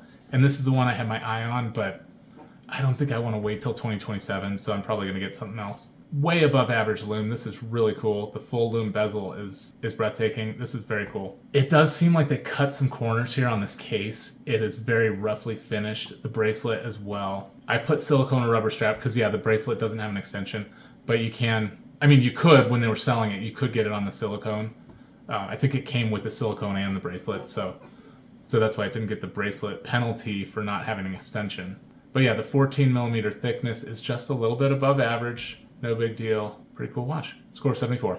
In 63rd place is the Ikigai Maru. $499, size of 40 millimeters across, and 200 meters water resistance. And they went to town with this lume. They turned this on the side, and I'm glad they did for the lume shot because all along the side of the case, they've got this really cool pattern. Can I zoom in? Okay, can you see that? Probably you can see it. It's like a little fence or something. This lume on the outer bezel is unprotected, so keep that in mind. You can stain it, you can scratch it. We talked about that earlier with some other watches that had unprotected full lume. I mean, I think that's kind of the case with all watches that have the lume on the bezel like that. There's some that have a sapphire cover for it, but this one certainly does not. But I like how they did this with the 5. The way these boxes are set up, you can still kind of see what all the minutes are because the boxes take up 3 minutes space. So you've got the one on either side, and then exactly in the center of that is where the 5 is. That's really a creative way to handle the issue of having numbers and slashes mixed. This one you can still really tell where all the slashes are, but you also have those numbers there. It's very nice how they did that. On the outside of the bezel, they've got these little bumps in those same spots. So that's really nice design continuity there. I like the 3-dimensional sort of aspect here where you've got the minute track, and then you have the indexes that kind of penetrate that minute track, but not fully. It's got this little cutout. There's lots of cutouts in this design here. It looks really cool. Very minimalist dial text if you're into that sort of thing, just a vast expanse of blue and tiny, tiny little letters saying Maru 200M. And that's it. Very, very... This is very close to sterile. You still do get this really sweet logo. The brand is Ikigai, and is this their logo or is this an M for Maru? I don't know, but very cool looking logo. The bracelet doesn't have an extension. That may be the weak spot. Wow, it's only 11.7 millimeters thickness. Crazy. For 200 meters water resistance, 13.3 is the average. This isn't breaking any records with its thinness. It is way thinner than average. 12 is very nice on a dive watch. Very cool looking micro brand. Score 74. And in 64th place is the venerated Orient Kamasu. Price of $335. Size of 42 millimeters across and 200 meters water resistance. Good size there that people are going to like. It's a crowd-pleasing size for sure. There's a date on the dial, bordered even with a divider there. Very nice dark red color for the dial. You've got the dots all the way around. They're interrupted by the numerals, but that's okay. The fact you have the dots that go past the 15, you get extra points for that in my mind because the kind of standard thing with dive watches is to stop at the 15 or the 20, something like that. Just stop there. So to go all the way around, that gives a thumbs up from me. Lume looks like it might be a little bit of a weak spot. The lume pip is very small and it's already looking kind of dim in this shot. The hands are clearly the brightest, which is what you want. But what you really want is for all of it to be super bright. If you have to choose one thing to be dim, yes, you'd choose the indexes to be a little bit dimmer. You know, why do you have to choose anything to be dim? Can't you just have them all bright? That costs more money. But yeah, you get this red one, and then there's also a blue and a black dial version. This one does not have a bracelet extension, and I hear the Orient bracelets are not anything to write home about. I've never held an Orient, so I don't know personally. Their logo is definitely dated. All this stuff around here is like reminding me of the 90s and stuff. When I was a kid doing judo at the Buddhist temple, I'm getting that kind of vibe here, like when we would go into the Asian supermarket and see stuff like that. I'm getting those kind of vibes. It's probably even more dated than the 90s. But yeah, it's definitely not a fresh logo going on there. The thickness is a little touch under average. Yeah, it's just 0.5 millimeter thinner than average. Score 74. And in 65th place is the Luminox Leatherback Sea Turtle. This is $375. It's 44 millimeters across, and the water resistance is 100. This is the first one we've seen in the video so far with a water resistance rating under 200, and oh no, we saw 150. Never mind. This is the first 100 though. Some perplexing choices they've made at Luminox. You only get 6 tubes out here. And then you get 2 here. You don't get one on the second hand. And I think this pip is traditional lume, so you're still going to have to charge that thing up to be able to see it. And then by the end of the night, it's going to be kind of dim. In my opinion, if you're going to go for tritium, get one you're really going to be happy with. This one is just, it's the bare minimum. I don't think you're going to be too excited about it. But you do get your standard time and your military time. You get a date. You get numbers in 5-minute increments all the way around the dial. The case is forged carbon. So that's really nice. That's one of the things that makes it this expensive. Forged carbon is expensive to make. So sometimes they'll cut corners. Other times the cost will be really high. So here they kind of, I mean, you can already argue $375 is a little bit high, but my point is they cut corners in other areas to have the tritium and the forged carbon. But yeah, it's a quartz movement, 12 millimeters thickness, as I mentioned before, due to how much more space you need for those tritium tubes. Even though it's a quartz movement, it's still 12 millimeters thick. But actually, that's not too bad. I think 44 is a good size for a dive watch. 44 millimeters, that's comfortable for me. Some guys, that's too big though, especially when you factor in the lugs here, how much they're sticking out. Per product listing, push-pull crown. And they never say on the product listing, we have a push-pull crown, look at us. The thing is, they just do not address the issue of screw down. You cannot find anything about the crown. And that's what they do when it's not screwed down. I've not found anything to contradict the push-pull thing. Total score is 74. In 66th place, we have the Aquatico Sea Star. Price of $497, size of 42 millimeters, and water resistance of 300. Seems kind of plain, I'll be honest. Try to start off saying something nice. On the bezel, you get all these hashes and numbers loomed. That's nice. And then you get kind of standard lume on the dial. There's no date on this thing. Thickness is just about average. There's no extension on this bracelet. That's sort of the rule rather than the exception at this price category. They just don't seem to have bracelet extensions or on-the-fly adjustments on these bracelets most of the time. I think that's one of the things that makes it, as we go up in price, you'll see more of the good grade ones, more of the greens rather than the yellows, because of those bracelet extensions, chronometers, stuff like that. But in this price range, the affordable price range, yeah, it seems to be more common that you don't get the extension. That's all I gotta say on that one. Score 74. In 67th place is the Far and Swit Wayfinder. Price of $399, size of 42 millimeters across, and water resistance of 100. It's a little bit of a dive style watch. Clearly they're not expecting you necessarily to use this in the ocean with the topography pattern on the dial here. Very cool lume. Oh man, I bet that looks so cool with the green, the yellow, and the blue. 3 colors of lume going on there. It does have a screw down crown. Comes on this NATO strap. It's a good thickness. 12.5 is pretty darn good. It is a quartz, so that's probably why it's a good thickness here. And there's no date on it. So no date and quartz. It's definitely got some cool things going about it, but There's some things that are just a little bit under what you want. For me personally, I'd rather have the date. Quartz is not a big deal. I'm okay with the quartz, but I would prefer if there were little dots here on the bezel. Those are the kind of things that are more important to me. I think I would be a little bit disappointed by this timing bezel because the numbers are few and far between, and then there's nothing in between these 5-minute increments. But it's very stylish, very striking. There's a blue one and a white one. I think the blue one is not full lume. There you go. Score 74. In 68th place is the Winfield MT5 Parabellum. Price of $408, $409. I'm going to round up. Size of 44 millimeters and water resistance of 200 meters. We get a nice countdown bezel. You get your military time and your standard time. There's no date on this thing, but this is looking like it's made for business. It's kind of a turtle shape here with what they do here with the crown guards and the 4 o'clock crown. That's like a turtle. Leather strap for some reason. Could swap that thing out if you want. The lume looks really bright. I think they loomed it pretty well. And the second is loomed. You can see it there. So standard dive lume here. A little bit better than standard because you get numbers. Numbers are not typical. So that's nice. Just about average thickness at 13.5. Parabellum means for war. So I guess you're supposed to use this in war. So keep that in mind. I love that there's the dots all the way around. I mean, it's definitely a tool watch. Seems pretty decent. Score 74. In 69th place is the NSB Canaveral. Price of $397, size of 38 millimeters, and water resistance of 200. And I've seen this counterbalance before on the second. I don't know what it is. Is that supposed to be a seagull or something? Oh, it matches their logo. Okay, maybe I've never seen this before. I've seen something similar, but yeah, that matches their logo. Very cool. I like the texture on the dial. That looks pretty cool. And then these applied indices on top of it. It's very styling. This color is nice. Kind of an extra stylish color you got going on.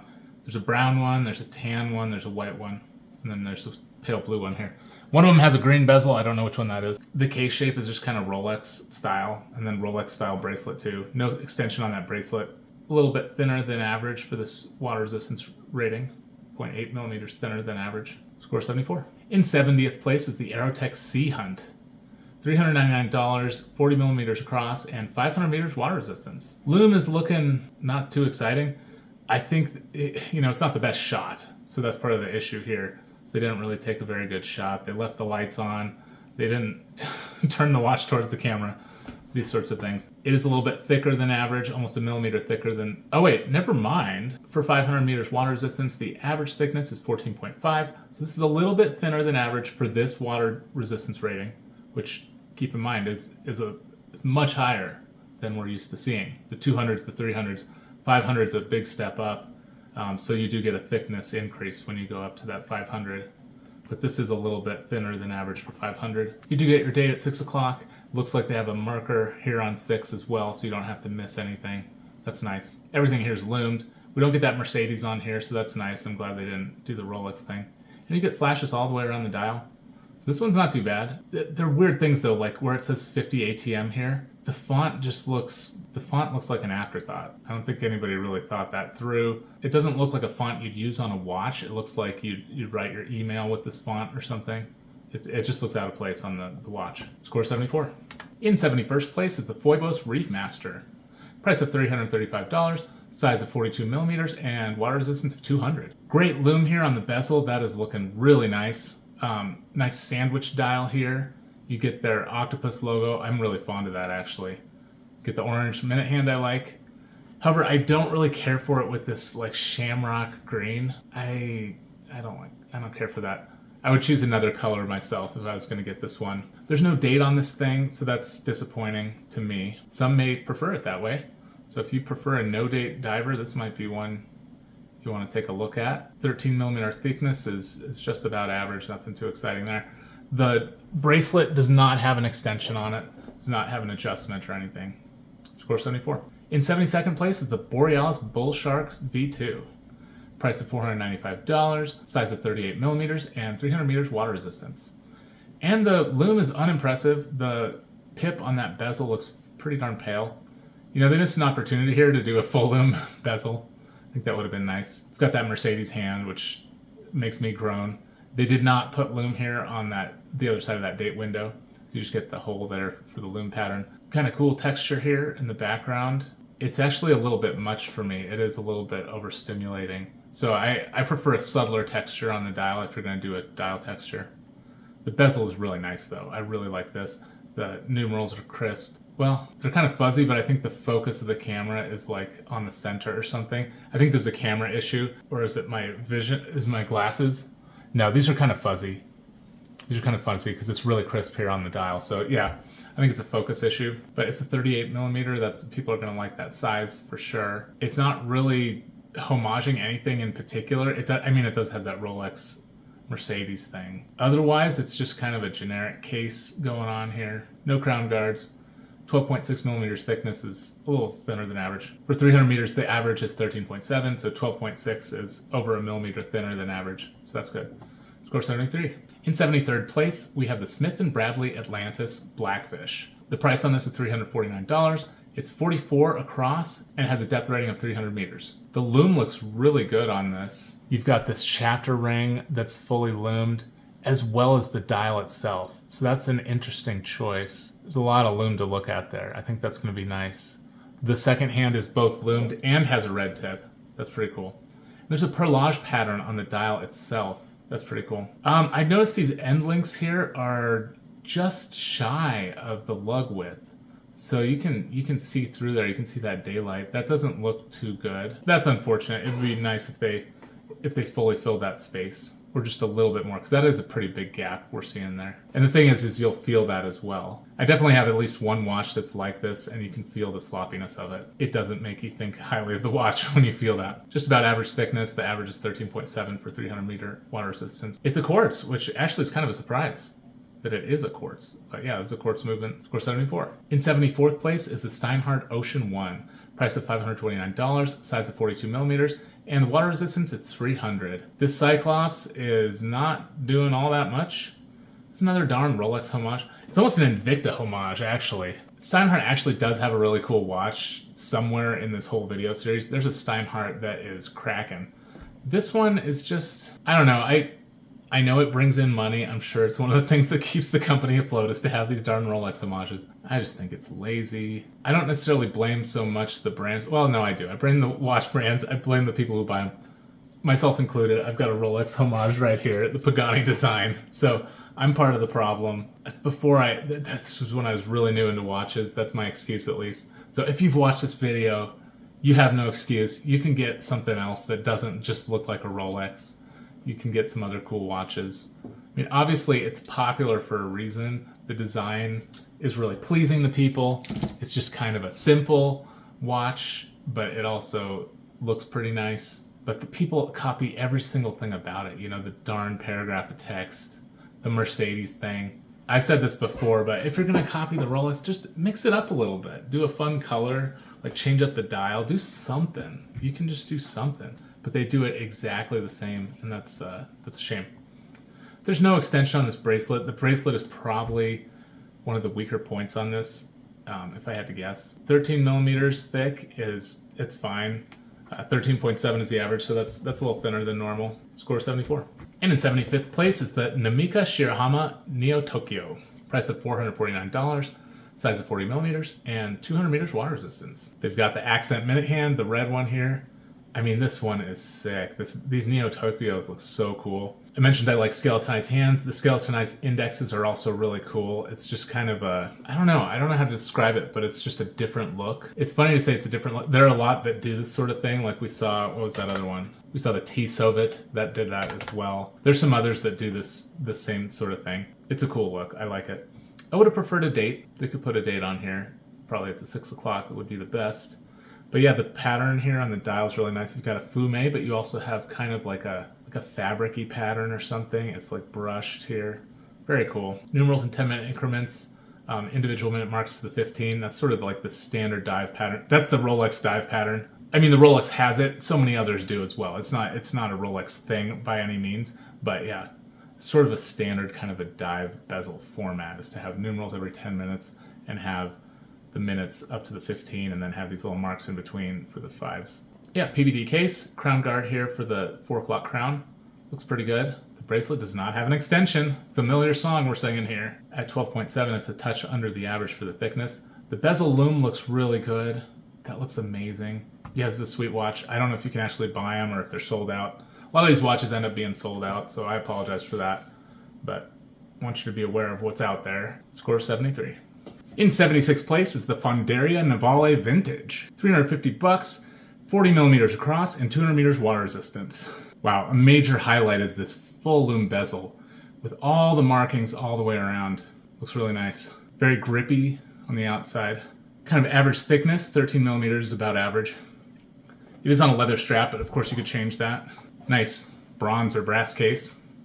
Looks like the lugs are kind of long, but it's only 40 millimeters, so it's probably going to work out for most people. There's no date on this thing, unfortunately, but the lume is probably pretty nice. It's looking nice on here.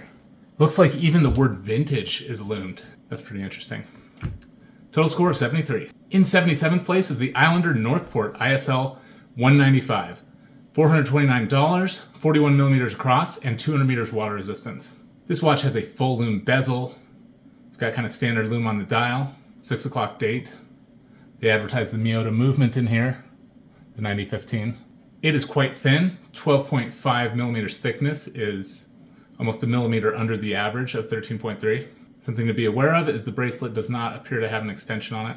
This comes in other colors. There's a seafoam one that looks really nice. It may have been sold out or something at the time, because I'm not seeing a green on here. I see a darker blue and an orange and a black. But yeah, really cool pattern here on the dial. Very nice. Score 73. In 78th place is the Horizon Diver N.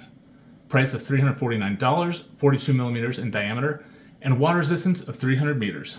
Oh man. Yeah, this one is really stylish. It's got kind of an Art Deco style to it. I really like how the date window is just the same as these other indexes. It's a circle. It's just a hole here. It reminds me of a rotary phone. It looks really cool. Yeah, I like that a lot. And the Art Deco numbers are super cool. It's a really nice dark color of blue. And I mean, they took a really cool picture of this too on the stone and everything. At 14.1 millimeters thick, it's only a touch under the average of 13.7 for this water resistance rating. I really like that you get the date. The needle secondhand is not loomed. Has a really cool counterbalance here. Don't know quite what that is. It's sort of like an 8, but it's pointed or something. The timing bezel has a sapphire insert. It looks like some kind of cover to it. All these markings appear to be loomed, but they're just kind of minimalist. Just little triangles and circles and slashes. No numbers on the bezel. Very cool. Score 73. In 79th place is the Shinola Sea Creatures. Price of $450, 40 millimeters in diameter, and it's 100 meters water resistance. It's a plastic watch. It does have a screw-down crown, so that's good. And there's some tiny little crown guards here. I kind of like the record grooves here for the bezel. And then, interestingly, the dial is not circular on the inside. It's kind of an oval shape or something. Like the corners have a wider diameter than the sides. Very, very odd. You get these horizontal lines, sort of like a TV. Yeah, I like the dial. I don't think the plastic looks very good. It does kind of look like a toy to have it that dark blue plastic. It almost looks like the same plastic for an action figure or something, like my Teenage Mutant Ninja Turtle. It doesn't really seem like something an adult would want to wear. I don't think I would want to wear a watch with this kind of blue plastic on it. Average thickness for a 100 meter water resistance watch is 13.4, so 12.7 is 0.7 millimeters thinner than average. Quartz movement with a battery for $450. It actually seems like a lot to me. There you go. Score 73. In 80th place is the -8 Diver 2.0. $498, 44 millimeters in diameter, and 300 meters water resistance. This is a very stylish watch, but it commits one of the major sins, in my opinion, which is not having minute markings in between these. I mean, I do actually have a watch that does have that, and I didn't really realize that. I didn't think about it before I ordered it, but it drives me nuts. I can't stand that I'm missing the minute markings. It's just really hard to tell the time. That kind of sours the whole thing for me on this one. Very cool though that, you know, the lume here that's kind of orange, where it glows orange, but it's red. It appears red in the full light, and the same on the second hand. That is so cool. This little square on the end of the second hand, I've never seen somebody do that. That's very cool. They put the text, instead of putting it centered, it's kind of off-centered here. That's cool. I mean, yeah, the watch has a whole style of its own here. It is titanium. The whole thing is titanium, so that's pretty cool. It's weird that there's no like end links. They just chose to have a flat instead of a curved end link. There's also a fair amount of daylight on either side of this, so it seems like not quite the best fit with the lugs and the bracelet. Very distinctive looking watch though. Score of 73. In 81st place is the Seiko Baby Tuna. Price of $386, 48 millimeters in diameter, and it has 200 meters water resistance. Why is it a baby tuna if it's 48 millimeters? I hate to think what the full-size version would be if the baby is 48. Yikes. But it's got a 13.7 millimeters thickness, which is not crazy. Yeah, this shroud really goes out there. The whole thing is steel, so this has got to be heavy. This bracelet does not appear to come with an extension. The loom looks pretty good. That pip is looking kind of weak compared to the rest. You do get that extra little sliver of loom on the other side of the day date window, so that's nice. Second is loomed. I really like how short the hour is compared to the minute hand. Some watches, the minute hand and the hour hand are just barely different from each other. I'm not a big fan of that. I like when there's a huge difference between the hour and minute. Makes it easier for me to just see right away, okay, here, I know it's the hours and I know it's the minutes. So this is very cool. You get minute numerals printed on the inside of the dial here. Just kind of a basic fume pattern here, you know, blue getting progressively darker as you go to the outside. Yeah, you get dots all the way around the bezel. Looks nice. Score 72. And it's recommended if you swap this bracelet out for something else. So 72 is normally not recommended, but in this case, since it has a bracelet that doesn't have an extension, if you swap that thing out, you get the score up. So that's the deal with that one. In 82nd place is the Armida A8. Price of $349, size of 42 millimeters, and 300 meters water resistance. That loom is looking good from this image here. That definitely inspires confidence. I think this loom is probably really nice. There's no date on this, so that's unfortunate.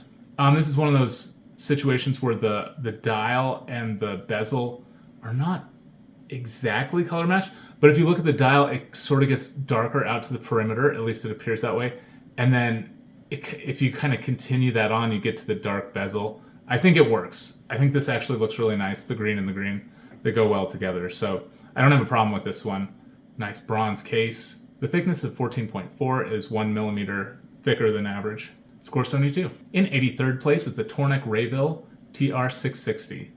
Price of $332, size of 40 millimeters across, and 200 meters water resistance.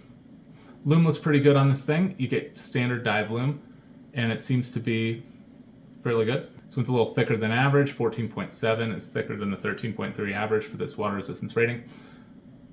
Comes on a NATO strap. Yeah, when you factor in all the specs, it's below my recommendation threshold. They put the date here in between 4 and 5. I don't have a problem with that, but some people don't like that. Total score of 72. In 84th place is the Islander Port Jefferson ISL 178. Price of $415, size of 40 millimeters, and water resistance of 150. I mentioned before the 150 water resistance rating is pretty darn rare. There's only 7 watches in the whole 633 video series that have this water resistance rating. It's kind of cool. They actually put loom around these blue markings. It looks like these would be silver because it's got that retro style where they would do the kind of big fishing lure style huge silver things. But instead on this one, it's loom. I think that works really well. It's a nice way to do it. Oh, around the bezel, it is actually full loom. These tiny little minute markings on the countdown thing, those are fully loomed. It's a little bit hard to tell from this loom shot because, yeah, all the Islander loom shots are taken in a room that's only slightly darkened. So it's really hard to kind of identify what's loom and what isn't. But it does appear as if there's loom on these tiny little markings here. It probably doesn't last very long, but at least you get it right when you charge it up. I really like this color match date wheel. That looks so good. And the rounded corners on the cutout, and it's bordered. Yeah, this seems really high quality. 11 millimeters is really sweet. And there's no bracelet extension, which is why it's a caveat here on the recommendation. Score 72. In 85th place is the Vare DS5. Price of $349, size of 42 millimeters, and 200 meters water resistance. Good looking loom on this thing. Oh, the date window is really cool. I love these kind of trapezoidal date windows, just some kind of cutout that's not exactly square. I think it looks really good. because the indexes are all that same way too. They're wider the further out you go from the center of the circle, and then they're narrower. It's nice to see that continuity. Very cool. Most of Vare's watches are just like black, and then like the one with the color just has these crazy colors. I like these little squares here. This reminds me of racing watches. Really stylized. No crown guards. Score 72. In 86th place is the Erebus Unitas A24. Price of $430, size of 42 millimeters, and 200 meters water resistance. I was not able to find a loom shot for this one, but here's the pattern, per the description. But it's got a sandwich dial. Got these weird arrows over here. I don't know what the deal is with that. It says A24 up here.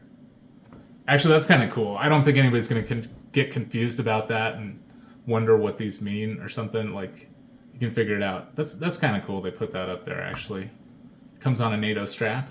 14 millimeter thickness is not anything too crazy. Total score 72. And 83rd of the ones it's possible for me to recommend, given the scoring system, is the Hemel Sea Dart. Price of $500, size of 39 millimeters, and water resistance of 300 meters. And they offer it in tons of colors. Black, blue, green, orange, pink, and light blue.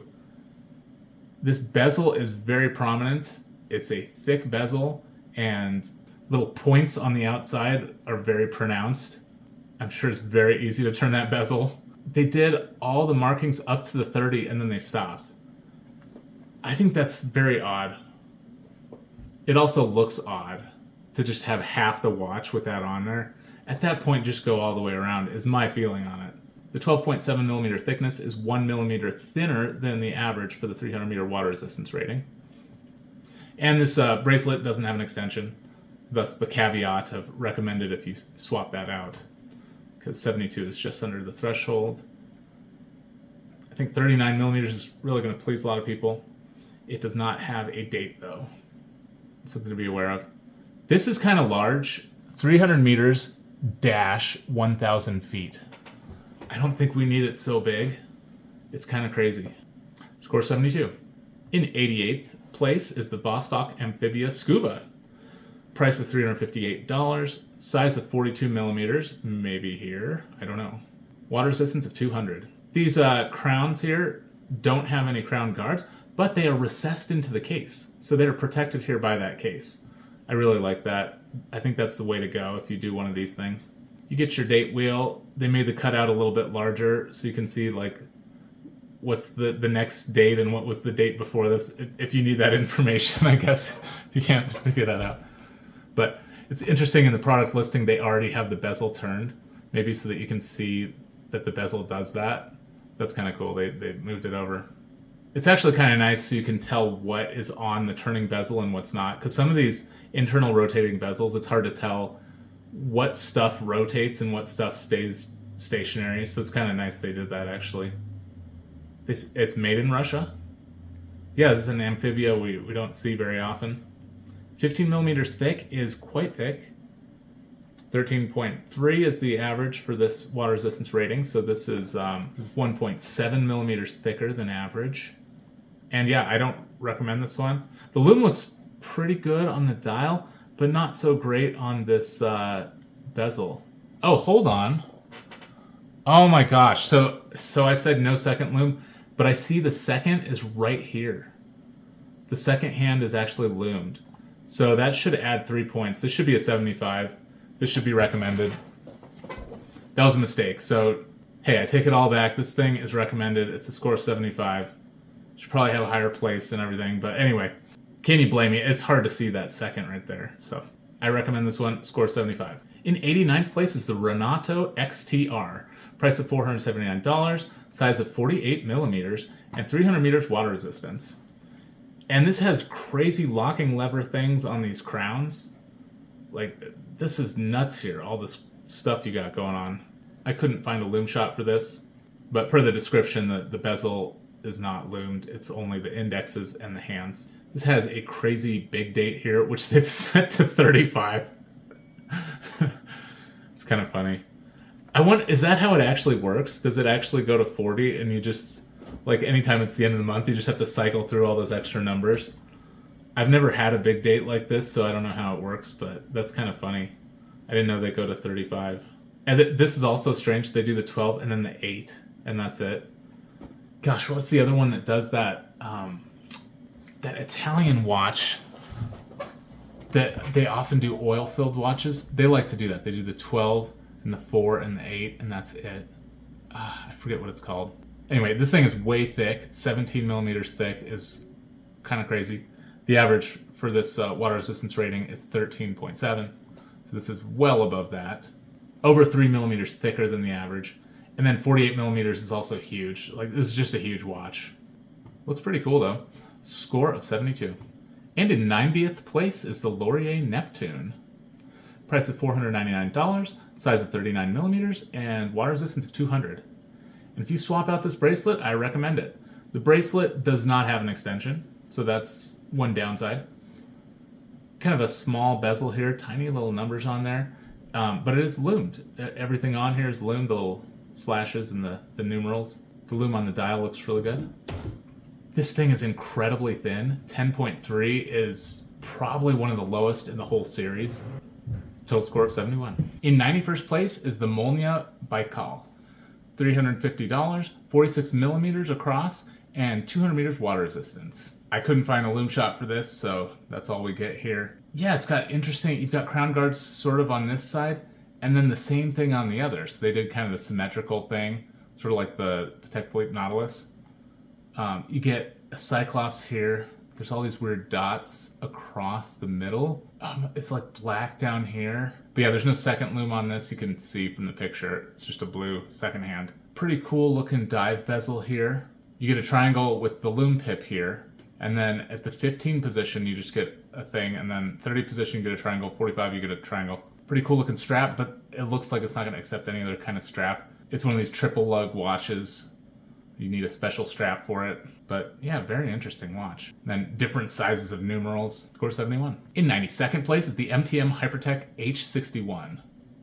This is $545. Size of 42 millimeters and 100 meters water resistance.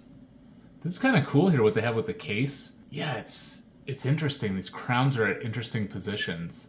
There is an internal rotating bezel and an external rotating bezel. You get two bezels on this thing.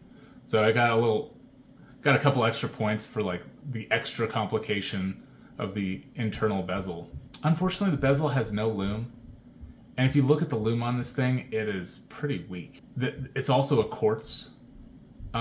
Score 71. And then 85th out of the ones it's possible for me to recommend is the Phoibos Eagle Ray. It's $360. It is 41 millimeters across and it's 200 meters water resistance. It's one of those internal rotating bezels. Very cool looking dial here. I like that a lot. You have full loom on this bezel. And then the loom on the dial is also really nice. So no complaints about the loom. You get a 6 o'clock date. Bracelet doesn't have an extension, but you can always swap that out. Score 71. In 94th place is the Reverie Diver. $399, 40 millimeters across, and water resistance of 200 meters. This watch has a dual time bezel. There's no loom on the second hand. It's kind of a nice color here. I think I'm calling it red, but it's more of a burgundy. I like these hands. That's a cool style. Partially skeletonized, and they've got these like diamonds at the end. It's very cool. Loom looks okay. Actually, I was wrong about the second hand. It does have loom. You can see it there. And that's included in the score. The score says it has a loom second hand. 12 millimeters is thinner than average by over a millimeter, so that's nice. And this does have a bracelet extension. Score 71. In 95th place is the Ardeo Caribe. Price of $445, size of 40 millimeters, and 200 meters water resistance. And here's another dual time bezel. Seeing a lot more of those. It's got some cool teardrop indices here, along with like the triangle and then the batons. Very cool color, kind of a lime green. I should have done a lime green box rather than the regular green box on this one, but loom looks really good on it. The loom shot is nice. It's 12.8 millimeters thickness, which is close to average, slightly thinner than average. It has a score of 71. And 86th of the ones I'm recommending is the Imperial Watch Company Royal Guard. The price is $450, size is 38 millimeters, and it has 200 meters water resistance. Of course, this is recommended only with the strap swap, because the bracelet does not have an extension. 14 millimeter thickness is a bit above the 13.3 millimeter average for 200 meters water resistance. You can get different colors of bezel. They have a blue, a green, and a red, but all the dials are black. Most of them don't have the date, but you can get this particular one with the date. I say you can get it, like they sell the thing. They may be sold out. I know a lot of their models were sold out. The lume looks really nice on this. It's interesting that the second-hand lollipop goes right over those indices. That's pretty cool. Very nice styling on it. They were going for like a weathered look to the bezel, and I really like how that looks. Score 70. And 87th of the ones I'm recommending is the Aigi Arctic Diver. $360, 41 millimeters cross, and water resistance of 200. And I say I recommend it. The bezel definitely bothers me. It's got these dots halfway in between each one of these.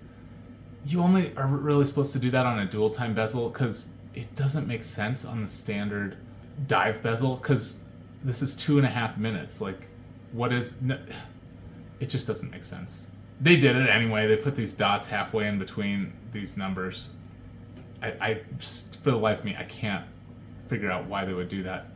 The other thing that's weird is look at this date window. It's not exactly like where the 4 o'clock is supposed to be, and you just don't get a 4 at all. So that's weird. The 4 o'clock is like somewhere in here, but it's not precisely where this date window is. It's not halfway in between these two indexes. So this was a weird choice. Very beautiful dial though. Lovely dial. And the minute track looks really cool. It's weird. And crystal, oh, it says it's a sapphire. Something cool is going on with the crystal here where there's like some distortion around the edge or something. It's a cool looking watch. The bracelet looks cool. There's perplexing things about it. Does it say crown guards? It does say crown guards. Yeah, there's crown guards right here. Score 70. In 98th place is the Marlowe Solent timer. Price of $455, size of 42 millimeters, and 100 meters water resistance. Lume looks okay, not actually that great. There's no second lume. These hands have very thin, tiny little strips of lume. I think those are going to fade quite quickly. It's got that internal rotating bezel. I don't know if the minute track is attached to the rotating bezel or not. So you'd have to probably see a review to find out if that thing turns with it or not. My preference is to have these little hash marks for the minutes on both the bezel and the dial so that you can see both of them. But here it's on one or the other, and I don't know which. It kind of looks like it's on the bezel, to be honest. And maybe that's more useful for timing. It's 12 millimeters thick, which is nice and thin comparatively, because the average for 100 meters water resistance is 13.4, so this is thinner than average. I think this is the only colorway they offer, but it looks nice. Score 69. In 99th place is the Marinez Tale. Price of $399, size of 45 millimeters, and 300 meters water resistance. Again, no second lume. We're starting to see that more. The scores, there's always themes with the scores. You get to the ones with no second lume and they're all having similar scores. That just seems how it works. It's got a sandwich dial, meaning the lume is like underneath the dial itself. It's kind of cool. These numbers look a little small to me. It definitely lost points for this bezel that only has a pip and nothing else on it. It's not the most useful timing bezel. You could put little stuff around here and it would still look good. I don't get it. If it's a dive watch, just go ahead and give it the bezel. Not for me. It's got these syringe hands. Score 69. And in 100th place is the Bob Wilson Lord Atlantis. Price of $450, size of 45 millimeters across, and 100 meters water resistance. The crown, it's hard to see here, but it's got this locking lever on it, which is pretty cool. Lume looks really nice. I like this. Only goes to the 15-minute mark, and there's nothing else. There's actually a few of these that have this. There's more than you'd think. The lume on the actual hands looks pretty weak, and the indices. Bezel looks quite nice, though. The complications here are day and date. You've got the date complication that's the hand with the disc, and the day complication like this. I mean, it's functional. I suppose it works. I just think when the day is around here somewhere weird, like it'd probably just be easier to remember what the date is rather than trying to figure out if it's pointing at some random slash here, like I'm going to count 5, 10, 15, 16, 17. Oh, it's the 18th. That's kind of clunky. It is very thick, 15.2. At 15.2, it's almost 2 millimeters thicker than the average for this water resistance rating. Score of 69. In 101st place is the Swiss Legend Commander. Price of $405. Size of 47 millimeters across and 200 meters water resistance. Couldn't find a loom shot, sorry about that. There's no loom on this bezel, but you get loom on the indices and hands. This is distracting. I put distracting complication. All these cutouts to the date wheel all around the dial, it's really hard to read the time. Score 69. In 102nd place is the Marlowe Scepter. $490, 42 millimeters across, and 200 meters water resistance. Now, it's stylish. They were going artsy on this one. You've got these little plus symbols all around the dial. That does actually look pretty cool. But there's no date. What does this say here? British design. Oh. Somebody in Britain designed it. Ooh. That's a great way of saying it's not made in Britain, it's made somewhere else. At 12.7 millimeters, it's thinner than average. Don't care for the bezel. I've explained before, when you just have symbols all the way around, identical symbols, it's not going to be that great as a timing bezel because you're going to, wherever it is, you're going to have to count 5, 10, 15, 20, 25, 30. It's just kind of clunky. It looks like they may have red loom on this bezel here. I'm not sure because the way this loom shot is taken. Actually, I take that back because the second hand is also glowing. I think somebody's shining a UV light on it when they're taking the picture. I bet this loom is lousy.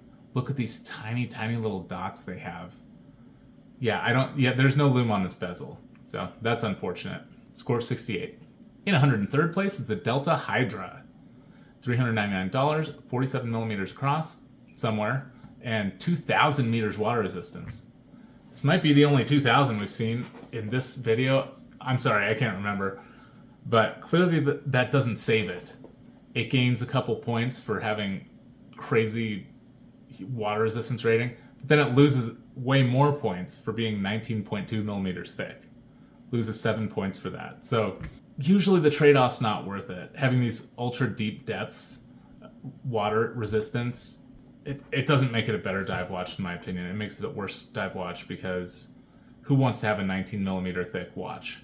This has kind of a Ploprof design, but the plunger is a helium escape valve. It's not a bezel lock. For me, if I'm gonna get a Ploprof like homage, I want the button to be a bezel lock. So I would go for that Steeldive.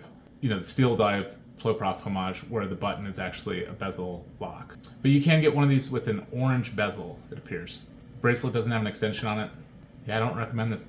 Looks like there's no second hand at all. Oh man. Oh no, it's just right over. Oh, they took the picture right at the perfect moment where the second hand was right over the minute hand. There's no loom on that second hand. Total score of 68. In 104th place is the Cadola Tahiti. $379, 42 millimeters across, and 200 meters water resistance. And you get another dual time bezel here. You've got minute marks all the way to the 25. That's kind of cool. It's got these kind of retro indexes on the dial, trapezoidal date cutout, horizontal line across the middle. I like the cursive here for the name. This is nice too to put the jewels on. I think that's classy. 13 millimeters thick. It's just a touch under the average. And no bracelet extension on this bracelet. Score 67. In 105th place is the Fonderia Navale Stella. $513, 44 millimeters, and 200 meters water resistance. It does not have a rotating bezel, even though there's little grippy things on here. It's just attached to the dial. And even if you could rotate it, what would that do you? There's no marks on it, so yeah, it's one of those ones with the fixed bezel. Interesting 10 o'clock crown here. Very beefy crown. Loom looks okay. It's not the best shot, but I bet this loom is pretty good. Again, we don't know how long it lasts, but got kind of standard dial loom on it at least. This is a surprise, 11.5 millimeters thick. Almost 2 millimeters thinner than average for this water resistance rating. That is impressive. It looks very chunky, so that's nice at least. They probably save some thickness by not having a rotating bezel. Those tend to add a little bit of thickness to the watch. Score 67. In 106th place is the Orient King Diver RA, a bunch of numbers. $405, 44 millimeters in diameter, 200 meters water resistance. What am I looking at? 22? Okay, I'm sorry, I just got really distracted by that. It's a cool watch. What is going on though? Got your day here, got your date here. They're separated. I don't think I've seen that anywhere else. I think these are the only guys doing that. I have no idea what 22 is for. I know it's some kind of retro reissue thing. This is really interesting. You see this tiny little, you see these little dots in here, and then the hands. Yeah, the loom pattern at night is just gonna be like 12 millimeters across or something, this tiny little thing inside the middle. It's kind of funny, because the applied indices don't have any loom in them, and then you've got this huge internal rotating bezel. So yeah, the actual, your little dial is just this tiny little thing in the center. There's no loom on the second hand. The bracelet doesn't have the extension. 14 millimeters thicknesses. That's just a little bit more than average. Not a huge deal. It's got a mineral crystal, as these Orients often do. The font they used for this up here is not good. Again, it's like a newspaper font or something, not something you'd expect to see on your watch. Score 66. In 107th place is the Erebus Morgan Port. $369, 39 millimeters across, and 200 meters water resistance. And I guess points for originality. It's weird. There's weird stuff going on. The bracelet, I don't know what's going on with this bracelet. But the dial too, like nothing at the 9 or the 3, just empty space. But yeah, it's weird looking. And then on the bezel you get dots and then slashes. Like all these little dots, it almost looks like somebody bit it. Like a lizard bit it, and there's like bite marks on the bezel down here at the bottom. Very weird. You see we've got the loom shot here. You only get the pip loomed on that weird bezel. Yeah, the only text on the dial is port in all caps. This is definitely a weird one. It is quite slim. The 11.4 millimeters thickness is almost 2 millimeters thinner than the average of 13.3 for 200 meters water resistance. There's a few other colors here. Tan, light blue, and lime green. I don't know. Score 66. In 108th place is the Blancpain X Swatch Scuba. $400, 42 millimeters across, and 92 meters water resistant. And there was a watch earlier in this list that was made of plastic, blue plastic, and I said I wouldn't want to wear that on my wrist because it looks like a toy. This one actually looks nice. I'll give that to them. They made the plastic actually look pretty nice. I would definitely wear this one. The loom is outstanding. Look at that. I mean, say what you want about this watch, but the loom is not a weak feature of it. You get your date. It doesn't interrupt the loom pattern whatsoever, so I like that. I do not mind a 4:30 date. That is totally fine with me. So I kind of like that. The push-pull crown and the 92 meters water resistance definitely hurt this one. Aside from that, I think it would be a great dive watch. And yes, you can make the argument 92 is fine, and push-pull, as long as nothing pulls that crown out, you're fine. So maybe it's okay. 14.4 millimeters thick is about a millimeter more than average. Total score 65. In 109th place is the Aragon DF45 T100. $400, 45 millimeters across, and 200 meters water resistance. Cool bezel. They've got kind of a smooth portion and then a grippy portion. That's neat. I've never seen anything like that. It's kind of cool when they do these numbers. This one's okay. In the Field Watch video, I gave Ball a really hard time for their ones that had all 12 numerals like this, and you get some weird stuff when you try to do them all that way. I think it's pretty safe to do the 12, 3, 6, 9. Nothing's popping out as being bizarre, but it starts to get weird when you try to do all the numbers. There's no loom on the bezel though. That's definitely disappointing. It's kind of cool how they do these numbers here with the like lines in. The 4 is broken up here. This thing is really thick. 16 millimeters thickness is way more than the 13.3 average. There's no extension on this bracelet. Bracelet just kind of seems like a normal bracelet. Sometimes Aragon does fun stuff with the bracelets, but this just seems like normal, and you don't get the extension. I gave it low contrast penalty. It's just not easy to read the time. It's not high contrast, that's for sure. Score 65. In 110th place is the Martinero Bayshore. Price of $495. Size of 39 millimeters and 200 meters water resistant. Oof, that loom is looking weak. Really weak. It's not a great loom shot. They didn't charge it up very well and turn the lights all the way off is kind of what it looks like. And even though there's a little white section on the end, I'm not seeing loom there, so I don't think the second has loom on it. It's just average thickness, nothing exciting there. No bracelet extension. I wish these indexes were a little bigger. Even the hands, I think the hands should be bigger. The indexes and the hands should be bigger. And yeah, the bezel, actually the bezel's okay. I don't know, not doing it for me, but maybe you think it's awesome. Score 65. In 111th position is the About Vintage 1956 Marine Automatic.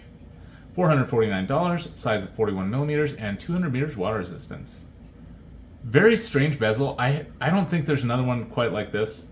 I mean, I'd have to eat my words if I like made a bet on it or something, because there's a ton of watches in this series, 633 watches. There may be another one just like this. You've got your numerals every 15 minutes, but then, and you've got minute markings all the way to the 30, but then why is nothing on this side? Yeah, we saw that with the Hemel Sea Dart. It's like, why just do the right half? Very odd. I really like their logo here. That's really cool. And then I like these teardrops. It's a sandwich dial. I'm digging that. That's cool. And the big crown. I like crowns that have a large diameter, but they're squat. They don't stick out too far. So this does it for me. I like a crown just like that. The case shape is really nice too. I like that the lugs are minimal, and the sailcloth strap is cool. Oh, I said canvas. That's the sailcloth. Not a huge difference, really, but it's 13.8 millimeters thick. It's just about average. Nothing too crazy. You do get your date. Score 64. In 112th place is the RGMT Albright.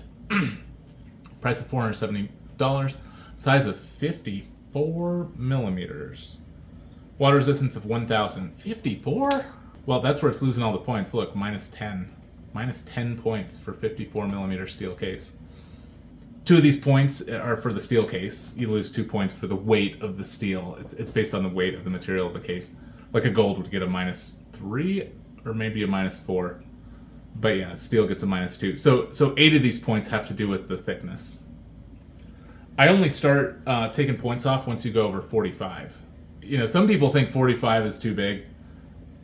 You don't even start losing any points at 45. At 46, you get a minus 1. So yeah, they and it's not exactly you lose 1 every millimeter, but anyway, minus 10. Yeah, this is really big. 18 millimeters thick. The average thickness of a 1,000 meter water resistant dive watch is 15.7. So 18 is fully 2.3 millimeters thicker than the average.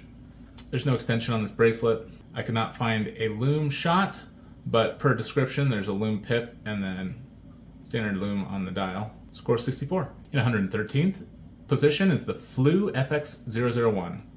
Price of $499, size of 38 millimeters, water resistance of 200. It looks nice, I'll give it that. Get your little dive thing here. There's no date. Loom looks decent. I know some will like the 38 millimeter size. It's got kind of a skin diver case here. The 62 Moss style.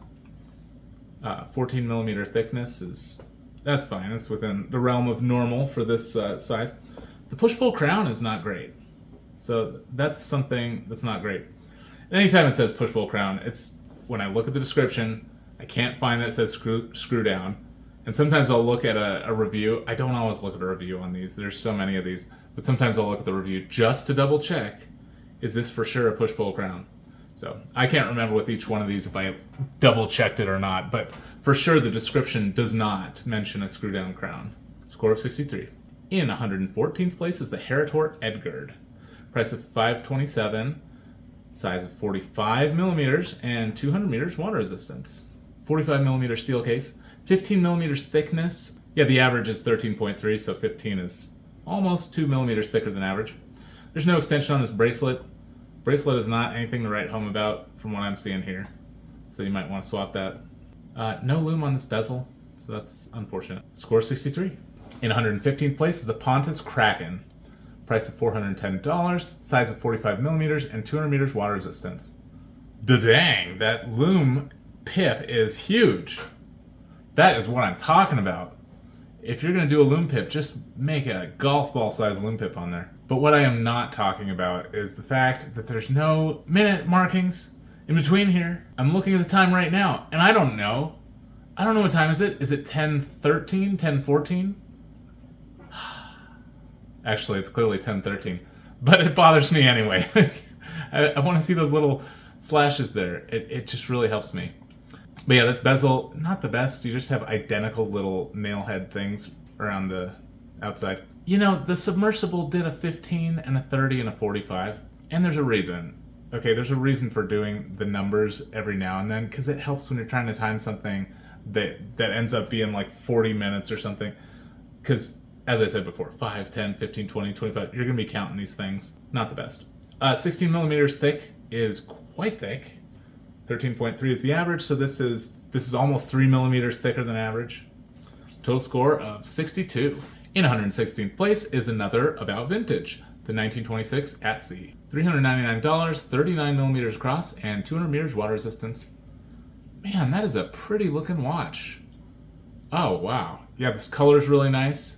I really like the pattern on the dial, and it appears that it's like dark up here, medium here, and dark at the bottom. I don't know if that's just like editing wizardry or something. You know, you've got your flecto here. This is looking good. I think it would look good even without the flecto, but yeah, it's a good photo. They did a good job on that.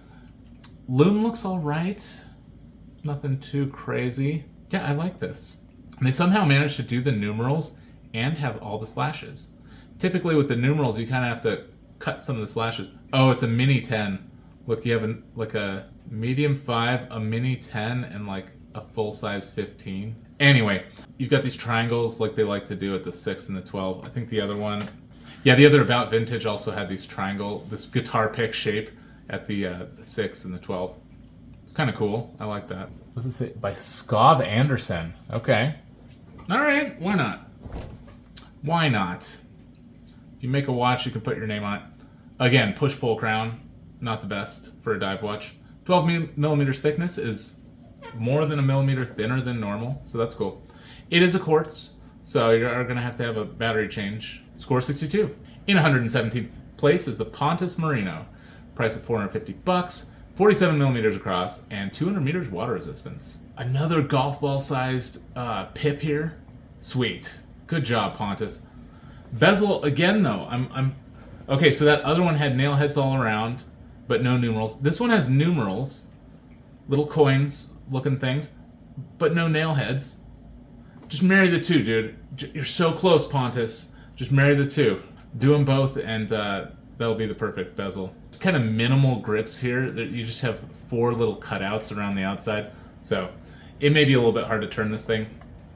It is looking chonky, and it is chonky. 47 millimeters across, and then 16 thick. It's gonna feel thick. It's kind of in that Panerai style. I really do like Panerai. The proportions are a little bit off on this one. The bezel is a little bit too thick. That dial's a little bit too small, and then these big numbers, and then the small numbers. The whole thing is just out of balance. It's looking weird. It's really looking weird. The colors, also the yellow and the green, don't look right to me. It just looks like a sports team or something. It doesn't look right. And again, they don't have the minute markings. Well, you get for the first 15. But then over here, you just... like, what if you want to count the seconds here? You can't do it. If you're trying to time something, time your daughter running across the yard. That's what I like to do with my watches. And yeah, you're not going to be able to do it. Score 62. In 118th place is the Molnia Tank. $529, 42 millimeters in diameter, and 100 meters water resistance. Major downside of this one is the push-pull crown on this thing. Huge crown. Does it have a rotating dive bezel? It says it does, yeah. Rotating dive bezel, but no lume on the bezel. Lume on the dial looks pretty darn good. You've got lume on the second hand. Looks nice. I think that's not really a problem. But yeah, downside that there's no lume on the bezel. It's on a leather strap. 13.8 millimeter is nothing crazy. Not so great. Score 59. In 119th place is the Bamford Mayfair. Price of $368, 40 millimeters across, and 100 meters water resistance.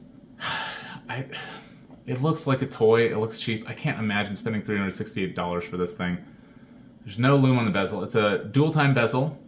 The molding looks really cheap. Push-pull crown. Bunch of different colors. Blue, green, orange, red, light blue. Loom pattern. They have black loom on the hands and I couldn't find a loom shot of it, but per description, the hands, all three hands are loomed, but the indexes are not. So that's not great. That's really not great. It's 15 millimeters thick. How is it 15 thick when it's a quartz? The average for this water resistance rating is 13.4, so 15 is a millimeter and a half thicker than normal. And it's a quartz. So yeah, I don't know who this appeals to. $368.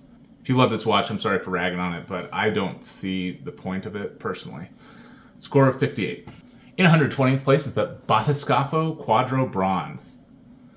Price of $402, 45 millimeters across, and 200 meters water resistance.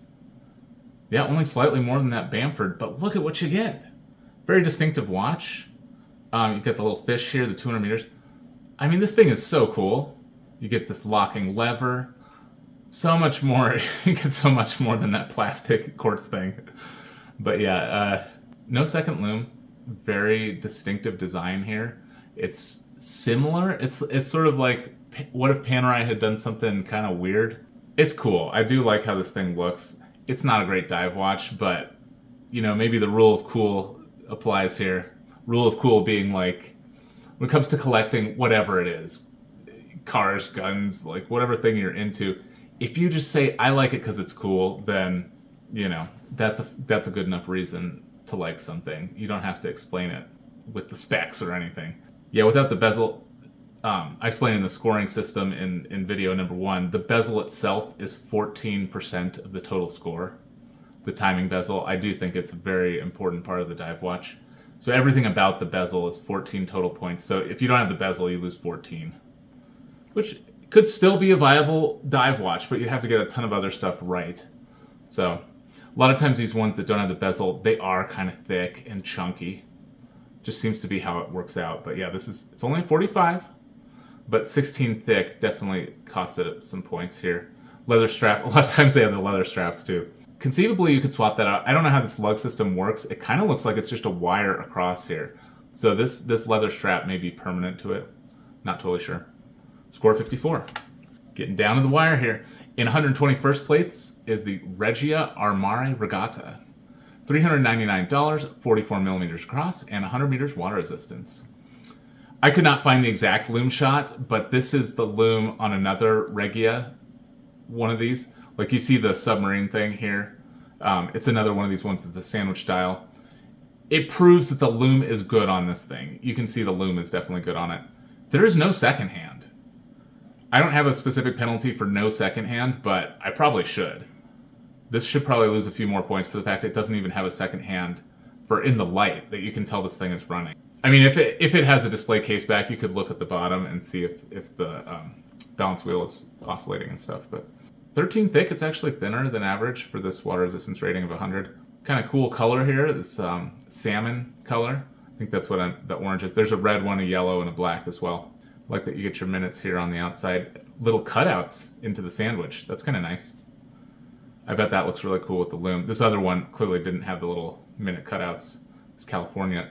Anyway, the other one's not a traditional California because normally you do Romans on top and Arabics on bottom. This split it down the center though. That's interesting. But anyway, they make some cool watches, Regia. If you just want one of these dive style watches. This isn't like your normal kind of modern dive watch with the rotating bezel. Score of 54. In 122nd place is the Boulder Safari Vogelkop. And yeah, this darn Vogelkop. Okay, $449, 40 millimeters across, and 200 meters water resistance. The cool thing about this one is that they use some kind of insane paint. I forget what it's called. I'm so sorry. For the dial, they use a material that's very, very low reflection. Like, it sucks in some ridiculous amount, like 98% of the light that touches it. So the reflection is all going to be from the crystal, really. And they put a ton of anti-reflective coating on their crystal as well to try to just make this thing super dark.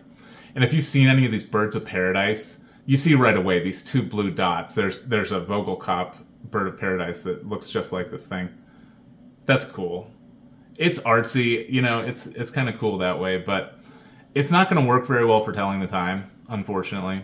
You know, I see why they did it this way. It's kind of cool. It's more of like an art piece than like a functional dive watch, but it's pretty cool.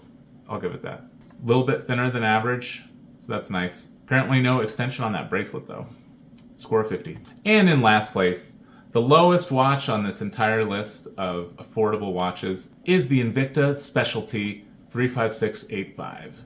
Price of $495, size of 45 millimeters, and 100 meters water resistance. So as I explained earlier, I did not include Invicta's full catalog. Half the video would just be Invicta's if I did that. They had 45 pages of pro divers. It's insane. 45 pages of like 30 watches. It's insane how many they have, and they're not all the same. They're dramatically different. This doesn't have a turning bezel. It's bizarre. Push-pull crown. I don't understand what this watch is.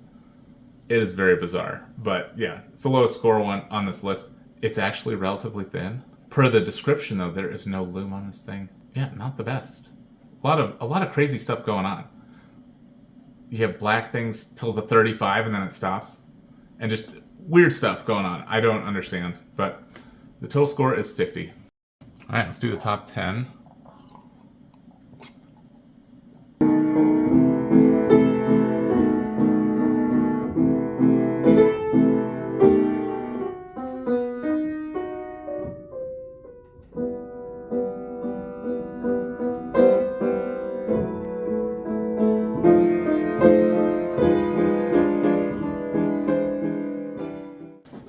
All right, at long last, the top 10 dive watches in the affordable category. $330 to $550. In 10th place, we have the Steeldive Ploprof SD 1969. The price on this is $389. The size is 56 millimeters, and the water resistance is 1,200 meters. That's impressive. There's only 6 watches in the whole series that have a 1,200 meter dive rating, but the average for those, the average thickness is 15.4. This is just about par for that water resistance rating. So 15.6 is not too crazy for that water resistance rating if you need it for some reason. This is awesome. It's the only Proprof homage I know of that has a plunger that actually functions as a bezel lock. Like, apparently that was really hard to design for Omega when they first did it, but Steeldive has replicated the functioning plongeur on the Plongeur Professionnel. And yeah, that's what you want the thing to do, is lock that bezel. My bezel gets hit all the time, goes crazy. So you have to actually push the button down while you turn the bezel. I think it's not so bad. You kind of push it down with the middle finger and then you can turn away. I would love to try this thing. It also has this lever that covers the crown. That's cool. Very cool. Very over-engineered. Full lume bezel, just like the Omega. The lume is looking good. Yeah, this looks like a lot of fun, and it's not going to break the bank. $389. Well, I guess the affordable category is not going to break the bank, but yeah, that's kind of nice. The actual Ploprof is thousands of dollars. Tens of thousands of dollars, maybe? I can't remember it. It might be $15,000. That's what's coming to my mind. It'll be in the 5th video. You'll see the Omega Ploprof. Where does the actual Omega Ploprof go? It's probably higher than this one. This one gets an 83, so... Anyway, yeah, it gets 4 points for that bezel lock. That is a sweet feature. It lost a ton of points for being humongous, but it made up for it with all kinds of other stuff. It does also have a helium escape valve. It's probably just like the valve style that you don't actually have to fiddle with anything to make it happen. The real Ploprof also has a helium escape valve. If you're a professional going in some kind of chamber thing, like I said before. But pretty cool. Score of 83. In 9th place is the Marinez Samui, and I chose the brass one. Make it in other materials. Price of $529, size of 42 millimeters, and 300 meters water resistance. The lume actually looks pretty decent on this thing. It might actually be better than the Doxa lume. Doxa seems to not have the greatest lume, unfortunately. But yeah, this is an homage to the Doxa 300T. And you get your multifunction bezel here. This one, they actually turn together. When Chinese companies When Chinese watch brands homage the 300T, sometimes it only turns the outside ring, these no deco times, but it doesn't turn the minutes, which is really perplexing. Like, they're supposed to turn together. It's one unit. The fact that it's it's a multi-function bezel that turns as a unit. You're not supposed to have the inner ring stay stationary. So that's something people just didn't get. There's a few other. There's a tactical frog. There's another one too on AliExpress, but this one is Marinez. I think they make this in titanium and steel as well. They have a ton of options, ton of colors, way more colors than Doxa has. You can get a pink. A lot of fun colors. The lime green as well. Doxa doesn't do that. Red. Doxa doesn't do red. The traditional Doxa colors are black, blue, silver, orange, and yellow. And white. But yeah, you get a few extras here. You know, the pink, red, green on this one. I think you can get no-date versions. It seems like this is almost the only thing they do, is they just do tons of these things. So that's pretty cool. I love this design. I'm seriously considering getting this one for my yellow dive watch in my rainbow collection, but I think there's a much better one. It's gonna be, you'll see it. It's in the top 10. It's in so many top 10s in this video. I don't know how many top 10s I have. So many top 10s in this video series, but I'll point it out when we get to it. It's in the next price category up. Not this price category, but the one up. Thickness is good on this. Just about average. The pip looks really, really big and bright. Total score of 84. In 8th place is the Draken Tugela. Price of $449, size of 42 millimeters, and 300 meters water resistance. You get a full lume bezel, great lume on the dial, loomed date even. Cool circular date cutout with this orange ring looking like some kind of caution sign from Europe or whatever. Cool dragon on the front, this kind of bow tie-ish index for the 12 o'clock. They do their own thing here. I like what they do. It's distinctive. I love this crosshatch pattern on the crown. That is a Thule looking crown. I bet that is an absolute joy to use. The case itself appears to be steel. It's looking kind of dark. It may be coated with something. Comes on a NATO strap. Yeah, I like this one. They also make a green. There's a silver bezel. Maybe you can get a different bezel for this, like a steel bezel insert or something. There's a red. Maybe the red goes with the green. These hands are nice. The lume looks great. I bet this glows really brightly because look at how much is on there. That looks good. Score of 84. In 7th place is the Aquatico Oyster. Price of $359, 44 millimeters across, and 500 meters water resistance. I like that Aquatico kind of does their own designs. They're clearly inspired by a ton of other watches. You've got kind of like the Ploprof hand here. But they just do different things. They kind of combine elements from different watches. I like it. And they're very affordable, too. So Aquatico, on paper, from what I've seen, seems like a great dive watch. In this price category, for sure, they deserve to be considered. This is a 500 meter. I already said that, but yeah, 500 is relatively unusual for this price category. You know, in that first price category, we did see more 500s. This one, they're kind of few and far between. For 500 meters, this is actually a great thickness. The average for 500 meter dive watch is 14.5. So this is half a millimeter under the average for that water resistance rating. You get a full lume bezel. The dial is, I'm calling this full lume because you can see every single minute mark as well, which is really one of the benefits of a full lume dial, so you get to see all those minute slashes, really tell time precisely. So this looks really, really good. Definitely worth checking out. Total score of 84. In 6th place is the LumeTech Solar Marine. Price of $545, 39 millimeters across, and 300 meters water resistance. All right, a solar quartz. I don't think there were that many solar quartzes in this affordable category. Man, it has been so long since I've done... Yeah, I'm not seeing... Okay, the Citizen... even the Citizen ProMaster was a automatic. Okay, the EcoZillo was a solar. For whatever reason, there were more solar watches in the budget category than there are on this one. But this is one of the solar ones. This got a little penalty for these really thin hands here. I don't think that's ideal, but you can still tell the time. So it's just, for me, for a dive watch, one of the characteristics of a dive watch is very prominent hands and indexes. And so these really thin ones kind of go against the ordinary hallmark of a dive watch. It's a tiny penalty, but there it is. But yeah, you get your date, you get all these minutes, numerals on the outside. Dive bezel's a little bit weak here. I would like to see the minute markings on it. But you do get the loom pip, so it does have standard dive loom, and it does seem better than average in the loom department. Very thin, 10.7 is super thin. The 300 meter water resistance, the average is 13.7, so fully 3 millimeters thinner than average. You're definitely going to notice this, especially if you have another 300 meter dive watch. Compare it to this one, you're going to be like, this is thin.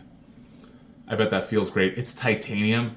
You're probably not even going to notice this darn thing on the wrist. Very capable dive watch. It may not inspire you in terms of looking all that original or anything, but it is a quality watch from the specs at least. Score of 85. In 5th place is the ProTech USMC 1016D. Of course, United States Marine Corps. Price of $495, 42 millimeters across, and 300 meters water resistance. Here's a tritium watch. It's a quartz. You get all those tritium tubes all the way around. That's nice. Sometimes tritium watches only have like 6 of them or 4 or something. It's nice to get all 12. You get a negative date here. Oh, you get the 15 military time here too. They put it there instead of the 3. That's nice. If that's important to you, I think that's what you prefer, is to see that military time. So that's cool. I like that they did that. It's got the red ring around here. You can get a green or a blue as well. Comes with the matching strap to match that ring there and the crown. It's a forged carbon case. We really haven't seen many of those. Forged carbon is perhaps the best material for a dive watch. It will not corrode in salt water. It is extremely light and is extremely strong. Forged carbon it's just a sweet material to make a watch out of. It doesn't necessarily have pretty looks to it, but if you're going for a Thule watch, I think forged carbon is an excellent choice. You get a tritium loom pip here, which is nice because a lot of times they'll give you a traditional loom pip that you have to charge up with your UV light or whatever, charge in the sun. At 14 millimeters thick, it is a little bit thicker than average, the average being 13.7 for 300 meters, but not very much. I mean, it's just a touch over the average. That happens with these tritium watches. They're just thicker than normal. Even when you factor in the quartz, you kind of have to do a quartz to get that thickness down, but then you just kind of end up with a normal thickness. But if you like one of these Thule watches, I think this is a good way to go. Total score of 86. In 4th place is the Seiko Tuna SNE 577. Price of $474, size of 47 millimeters, and it's 200 meters water resistance. Here's another solar quartz, a solar tuna. Yeah, I like this one a lot. This is looking good. I mean, Seiko made the tuna, so they know how to make a good tuna. I love the orange hand. Maybe that's why I like it so much, this orange minute hand. You've got a negative display date with that black background. I like the way they outlined the border here. And you can still see a portion of that circle. That's really cool that they put that there. And this is smack dab on that 4. We saw another watch earlier that had a date display that replaced the index, and it wasn't quite at 4. Is it like 420?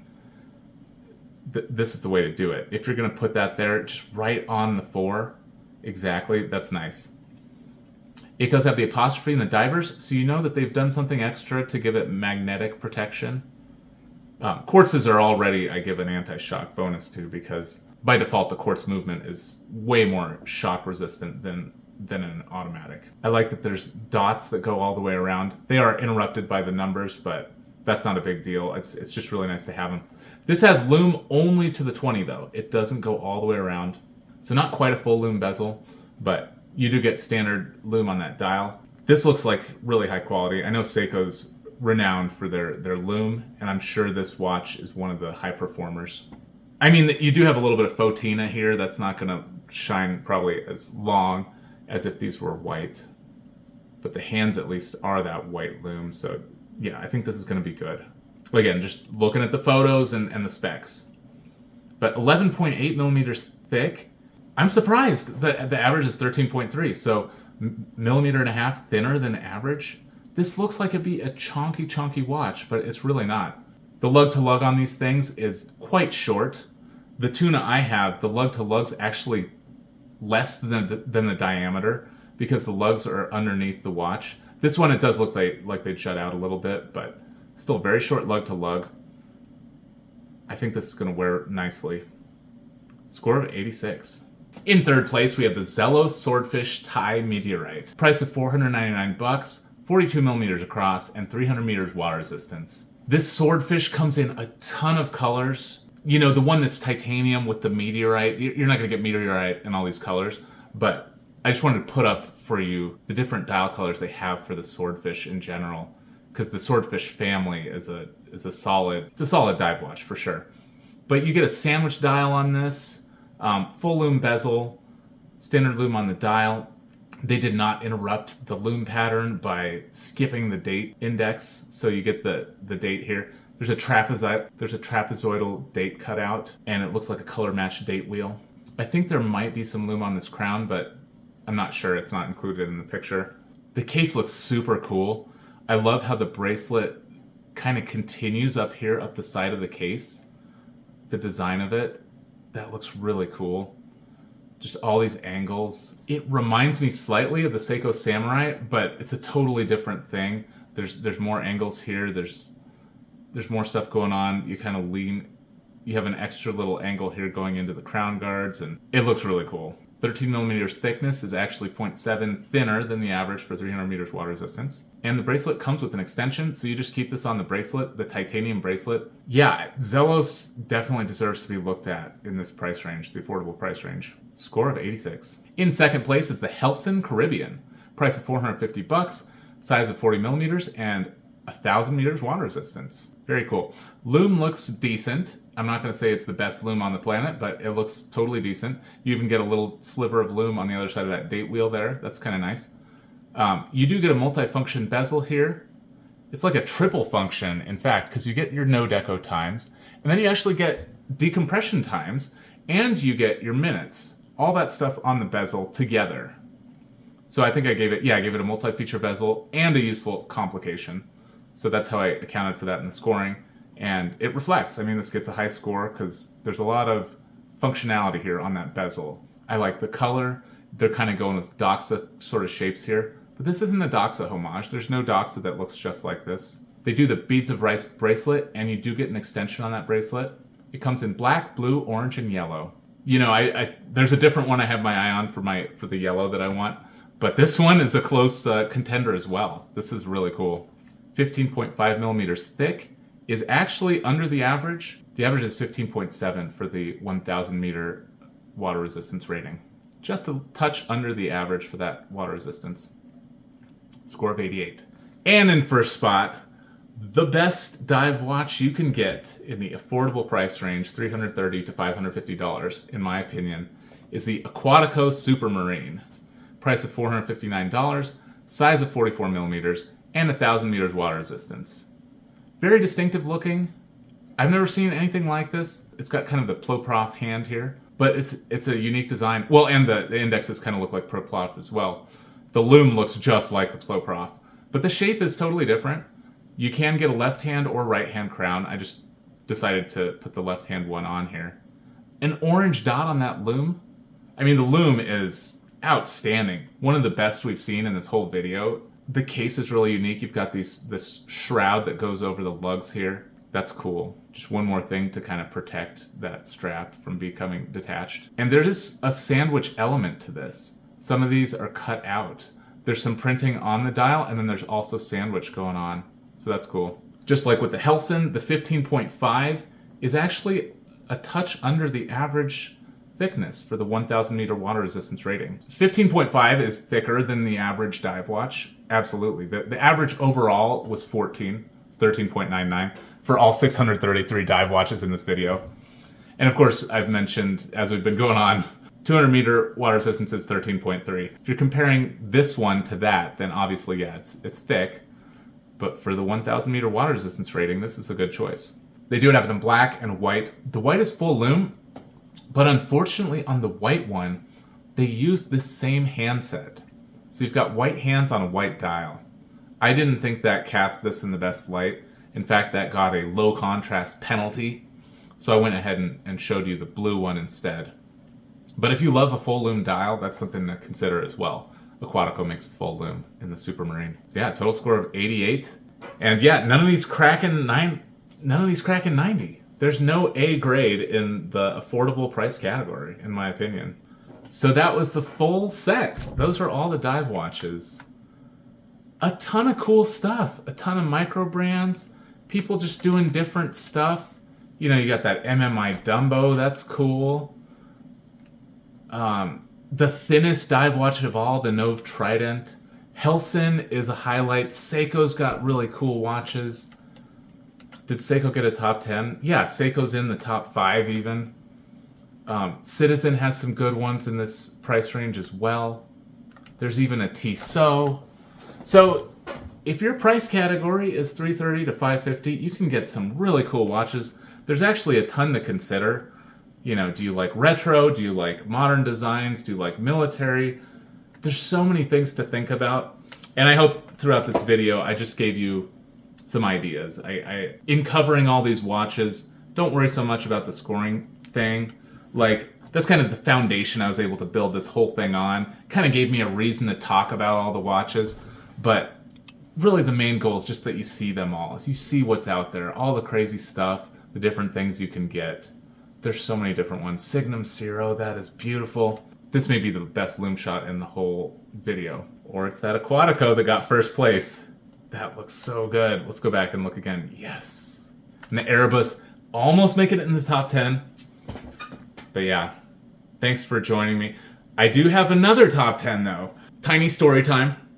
When I got to the end, the 6th video, I got the final top 10. It looks amazing. It is amazing. You're going to love it. But I noticed there's a few big ones in there. There's a few funky looking ones, even after I did all this stuff. And I realized, okay, this top 10 is like Ben's top 10. But what about, wouldn't it be nice to do a top 10 of like conventional? Like more conventional. You know, you see these watches with Teddy Bulbasaur. You know, just these like, you're a working man, you just want to watch. What's your top 10? They highly prize the 40 millimeters. These smaller watches. Not like this one, this is a 50, but you know, like the smaller, the 40 millimeters. And so I redid the top 10 in all the price categories. There's a second top 10 called the conventional top 10. And there'll be an overall conventional top 10 as well. So we're gonna do that now. Yeah, we're gonna do the conventional top 10 now. Top 10 conventional. In 10th place of conventional dive watches is the Henry Archer Nordzo. Yeah, this wasn't in the Enthusiast top 10, it's only here in the conventional. I chose that blue color. I thought that was nice. Once I adjusted the scores for the conventional thing, this got an 83, earning it number 10. In number 9, we have the Tissot Sea Star Quartz. $450, size of 40 millimeters and 300 meters water resistance. This thing is super thin. 10 millimeters is one of the thinnest in the whole series. It's very, very thin. Very thin. It's in the top like 0.5% in terms of thinness. Very thin dive watch. In 8th position is the Draken Tugela. And we just saw this in the Enthusiast top 10, but it also qualifies for the conventional top 10 because it's not too crazy in terms of size. It's 42 with a 14 millimeter thickness. In 7th place is the Marinez Samui Brass. Chose more of a conventional color here, the black. This actually really pops with that orange minute hand. That looks nice. It's a 42 millimeter with a 13.6 thickness. Totally reasonable for a dive watch. And in 6th place is the Armida A11. It's got a really cool day date where the day is vertical and the date is right here. That's cool. Yeah, it's only 12 millimeters thick and it's a 36 millimeter. So if you really like a small watch, definitely look at that Armida. There aren't a ton of 36 millimeter dive watches and this is one of them. It looks like a nice choice. In 5th place is the Scurfa Treasure Seeker. This was not in the top 10 before. Full loom bezel. Yeah, it looks really nice. Only 12.6 thick, and it's 41 across. Nice conventional dive choice. And in 4th place is the Helson Shark Diver 42 brass. Beautiful loom on this thing. It's got an above average water resistance rating here with the 500. It is 12 millimeters thick, so not thick at all. 40 millimeters across. Helson deserves more recognition. Gets 4th place. In 3rd place, glad to see it, is the Erebus Origin. It was just shy of the Enthusiast top 10, but once you adjust the scoring system to favor watches around the 40 millimeter thickness, this one really starts to shine. It's a nice size that people are going to like. and 12.7 is thinner than average. So yeah, this is going to please people. Beautiful loom here. Great job on the loom. Very cool watch. Love to see it. Conventional score of 88. And in second place is the LoomTech Solar Marine. Yeah, we already saw this in the top 10. Very thin, 10.7. And not too big either, 39 millimeters across. And in first place of conventional dive watches is actually the Zello Swordfish, the titanium one. It's 13 millimeters thick and 42 across. Very good choice. All right, so that's it for all the dive watches. I'm done talking about watches. And if you've watched my videos before, you know after I'm done talking about the watches, I like to talk about the Bible.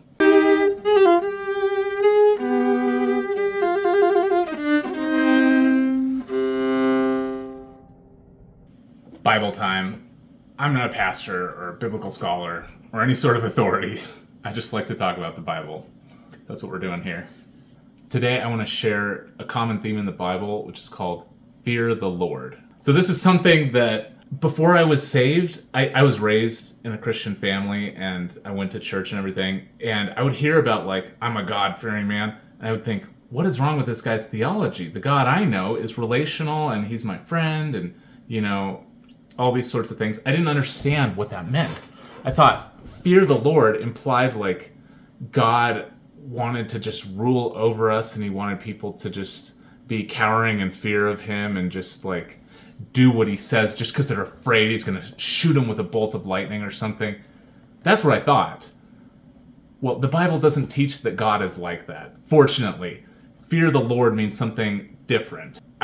Hopefully I'm going to be able to bring some of that out today, but the verse that I wanted to look at is Proverbs 9:10. Let me pull that up real quick. Proverbs 9:10 in the King James Version says, "The fear of the Lord is the beginning of wisdom, and the knowledge of the holy is understanding." Obviously, these two things go together. I'm just focusing on the fear of the Lord part because that's a common theme in Scripture.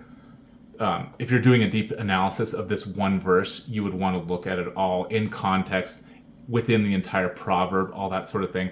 I'm not just focused on this one verse today. I'm kind of looking at the theme of the fear of the Lord. Okay, so fear of the Lord is the beginning of wisdom. That inspired me to kind of look at this a little more. So the word fear, I've got a Strong's Concordance, and so you can kind of look up what is the Hebrew for the word. The Hebrew for this word, so this is Strong's 3373 is the number, and the word is yareh. And it means kind of reverence, respect, awe, but it also means you're scared. You're scared of the power of somebody. Okay, Joshua 24:14.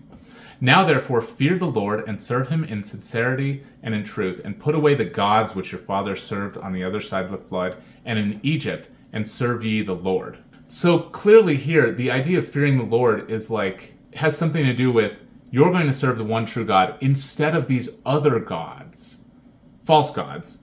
So you can fear the Lord or you can fear these other gods. You can reverence the true God or you can reverence false gods. There's definitely a Christian idea that you're gonna be in service to somebody, to something. You're gonna be worshiping somebody or something. Better to worship the true God than false gods. Yeah, verse 15 continues, "And if it seem evil unto you to serve the Lord, choose you this day whom ye will serve, whether the gods which your father served that were on the other side of the flood, or the gods of the Amorites in whose land ye dwell. But as for me and my house, we will serve the Lord." So choose a side. This idea of fearing the Lord is very much about choosing a side. So again, let's go back to the fear part of it. So in Genesis, God asked Abraham to sacrifice his only son, Isaac. And Abraham actually took his son up to be sacrificed. And he was ready to plunge the knife into his son to sacrifice him unto the Lord when an angel prevented Abraham from doing that. Why did Abraham do this? Why did God ask him to do that? God knows everything, so he knows he's going to be able to stop Abraham. Why did Abraham actually go through with it? Well, God made a promise to Abraham. He said, "Your descendants will number more than the stars in the sky." So Abraham knew God would have a way. God would resurrect Isaac. Abraham had faith in God, that God would be true to his word, that he would resurrect Isaac. That faith is what God praised so much. So Genesis 22, let's see what God says here. Genesis 22:12. "And the angel of the Lord called unto him out of heaven and said, Abraham, Abraham. And he said, Here I am. And he said," the angel of the Lord, "Lay not thine hand upon the lad, neither do thou anything unto him. For now I know that thou fearest God, seeing thou hast not withheld thy son, thine only son from me. And then, of course, the ram is provided. What an amazing thing, though. Okay, so here's the fearing God. Is fearing God like Abraham thought God was going to strike him dead if he didn't do this? No, the fearing part is that Abraham trusted him. Abraham had trust in the Lord. He had faith that the Lord would provide, that the Lord would be true to his word. So fearing the Lord is like believing God and believing what he tells us. And the ram, of course, is kind of, the ram is symbolic of Jesus, being the sacrifice for us, because Abraham ends up sacrificing that ram that God allowed to be caught in the thicket. So instead of Isaac. It's like, we don't have to pay the price ourselves. Jesus paid that price for us. That's just a side note on this message. I mean, it's kind of the whole point of Christianity, so it's not a side note. It's incredibly important. But yeah, it's cool to see that in there. So yeah, this passage is really interesting. It shows how God abhors human sacrifice. He would not allow Abraham to do this. It shows us that faith is actually what saves us from having to sacrifice our children. It's a huge contrast with the false gods of the time that the other people were worshiping. Human sacrifice has been common throughout history, and the biblical understanding is that these people are worshiping demons. Demons actually want human sacrifice. Demons love human sacrifice. They hate God, and us humans are made in God's image, so they're happy when we treat life flippantly. And they love to see us violate his law, such as the commandment, thou shalt not kill. So the demons love all that. I'm going to do a 3-part thing. There's 3 gifts that you can get from the fear of the Lord.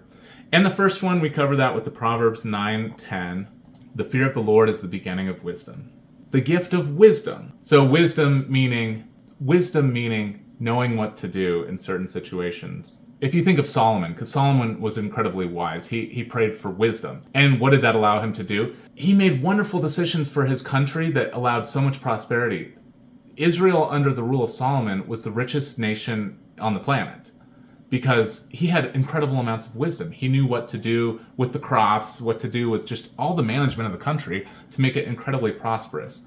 So wisdom meaning like divine inspiration, like knowing what to do in all aspects of my life so that will accord with what God wants and with his plan. Okay, secondly is the gift of knowledge. And I've got a few verses here. Let me pull up one of them. Proverbs 1:7. The fear of the Lord is the beginning of knowledge, but fools despise wisdom and instruction. But yeah, knowledge is a different word. Knowledge of good and evil. Like in the garden, the tree of the knowledge of good and evil. So to know God's law, to know what is right and wrong. Knowledge is incredibly important in leading a righteous life in service to God. We have to know what is right and wrong. And so fear of the Lord leads to that knowledge of goodness and evil, knowledge of what we should be doing and what we shouldn't be doing. Subtly different from the wisdom thing, but maybe I'm splitting hairs here. And the last one is the gift of righteousness. Going along with both of these, kind of need the wisdom and the knowledge to be righteous. Wisdom I'm thinking of is sort of like, so knowledge is like knowing what to do, and wisdom is like knowing how to do what you're supposed to do. Like that insight. Isaiah 33 verses 5-6. The Lord is exalted, for he dwelleth on high. He hath filled Zion with judgment and righteousness. And wisdom and knowledge shall be the stability of thy times, and strength of thy salvation. The fear of the Lord is his treasure. Deuteronomy 6. Start with verse 1. Now these are the commandments, the statutes, the judgments which the Lord your God commanded to teach you, that ye might do them in the land whither ye go to possess. Knowledge of the law. God is giving his law. Here are the commandments. That thou mightest fear the Lord thy God, to keep all his statutes and commandments. Okay, so the fear of the Lord your God allows you to keep all his statutes and commandments, which I command thee, thou and thy son's son, all the days of thy life, and that thy days may be prolonged. Okay, so fearing the Lord allows you to keep all his statutes and commandments. So having that fear of the Lord, that worship, that reverence, that faith, all these things that are wrapped up in that word fear allows us to keep his commandments. And keeping his commandments, of course, allows us to have thy days may be prolonged. God does give people very long life who serve him. And certainly for Israel, that was his promise to them at this time, that they may increase mightily and they would go to the land of milk and honey if they would obey those commandments. And of course they didn't. They turned away from God. They stopped obeying his commandments. They started following the gods of other nations, worshiping things other than the Lord, marrying women from other faiths, and then having those traditions come into their own and kind of replace what God had asked them to do. Okay, so we've got the fear of the Lord, having the wisdom, the knowledge, and the righteousness, those being the gifts that come from the fear of the Lord. And as I've been trying to build to here, the fear of the Lord is a lot of stuff. It's not cowering in terror from this, abusive tormentor above. That's not what it is. Okay, let's look at Isaiah. Isaiah 11. A shoot will come out of the stump of Jesse. From his roots a branch will bear fruit. The Spirit of the Lord will rest on him, the Spirit of wisdom and understanding, the Spirit of counsel and of might, the Spirit of the knowledge of and fear of the Lord, and he will delight in the fear of the Lord. This is talking about Jesus. So Jesus delights in the fear of the Lord. Jesus delights when we fear in the Lord. He delights when we worship and serve God. Why is this? Does God get immense pleasure out of us worshiping him because he has this huge ego and he just wants people to love him and worship him just to make him feel good? Is that the reason why? No, that's not the reason why. The reason why is because God is pure goodness and there is incredible evil. We've all seen it in the world. We've seen incredible evil. It came out earlier, a theme in one of these verses I read, where fear of the Lord is about choosing a side. Are you on team goodness or team evil? And of course, God is incredibly delighted when we're on team goodness. When we're worshiping God, we're choosing a side. We're saying, I will follow in your ways, Lord. I will live a righteous life. I will follow you. I'm on team goodness. When you reject God and choose some other way, when you reject his laws, reject goodness, you're saying to God, I'm in opposition to you. I'm in opposition to heaven coming to earth. So of course he wants you on team goodness. Obviously. It's not about his ego. It's not about anything like that. The whole point of it is that God wants humans to flourish. He loves his creation. He wants us to be like heaven. He wants us to be partners with him in goodness. And so worshiping God is a show of affiliation with goodness. And it pleases God greatly, which makes total sense. All right, I'm going to close with a prayer. Lord, thank you for giving me this venue to share your word with other people, and I pray that it would bless them greatly. Lord, I pray that your kingdom would come on earth, and that we would all be able to live in paradise together as brothers and sisters. I pray that would happen soon. I pray all this in Jesus' name. Amen. Now may the Lord of peace himself give you peace always and in every way. The Lord be with you all. See you next time. And I know that he'll be with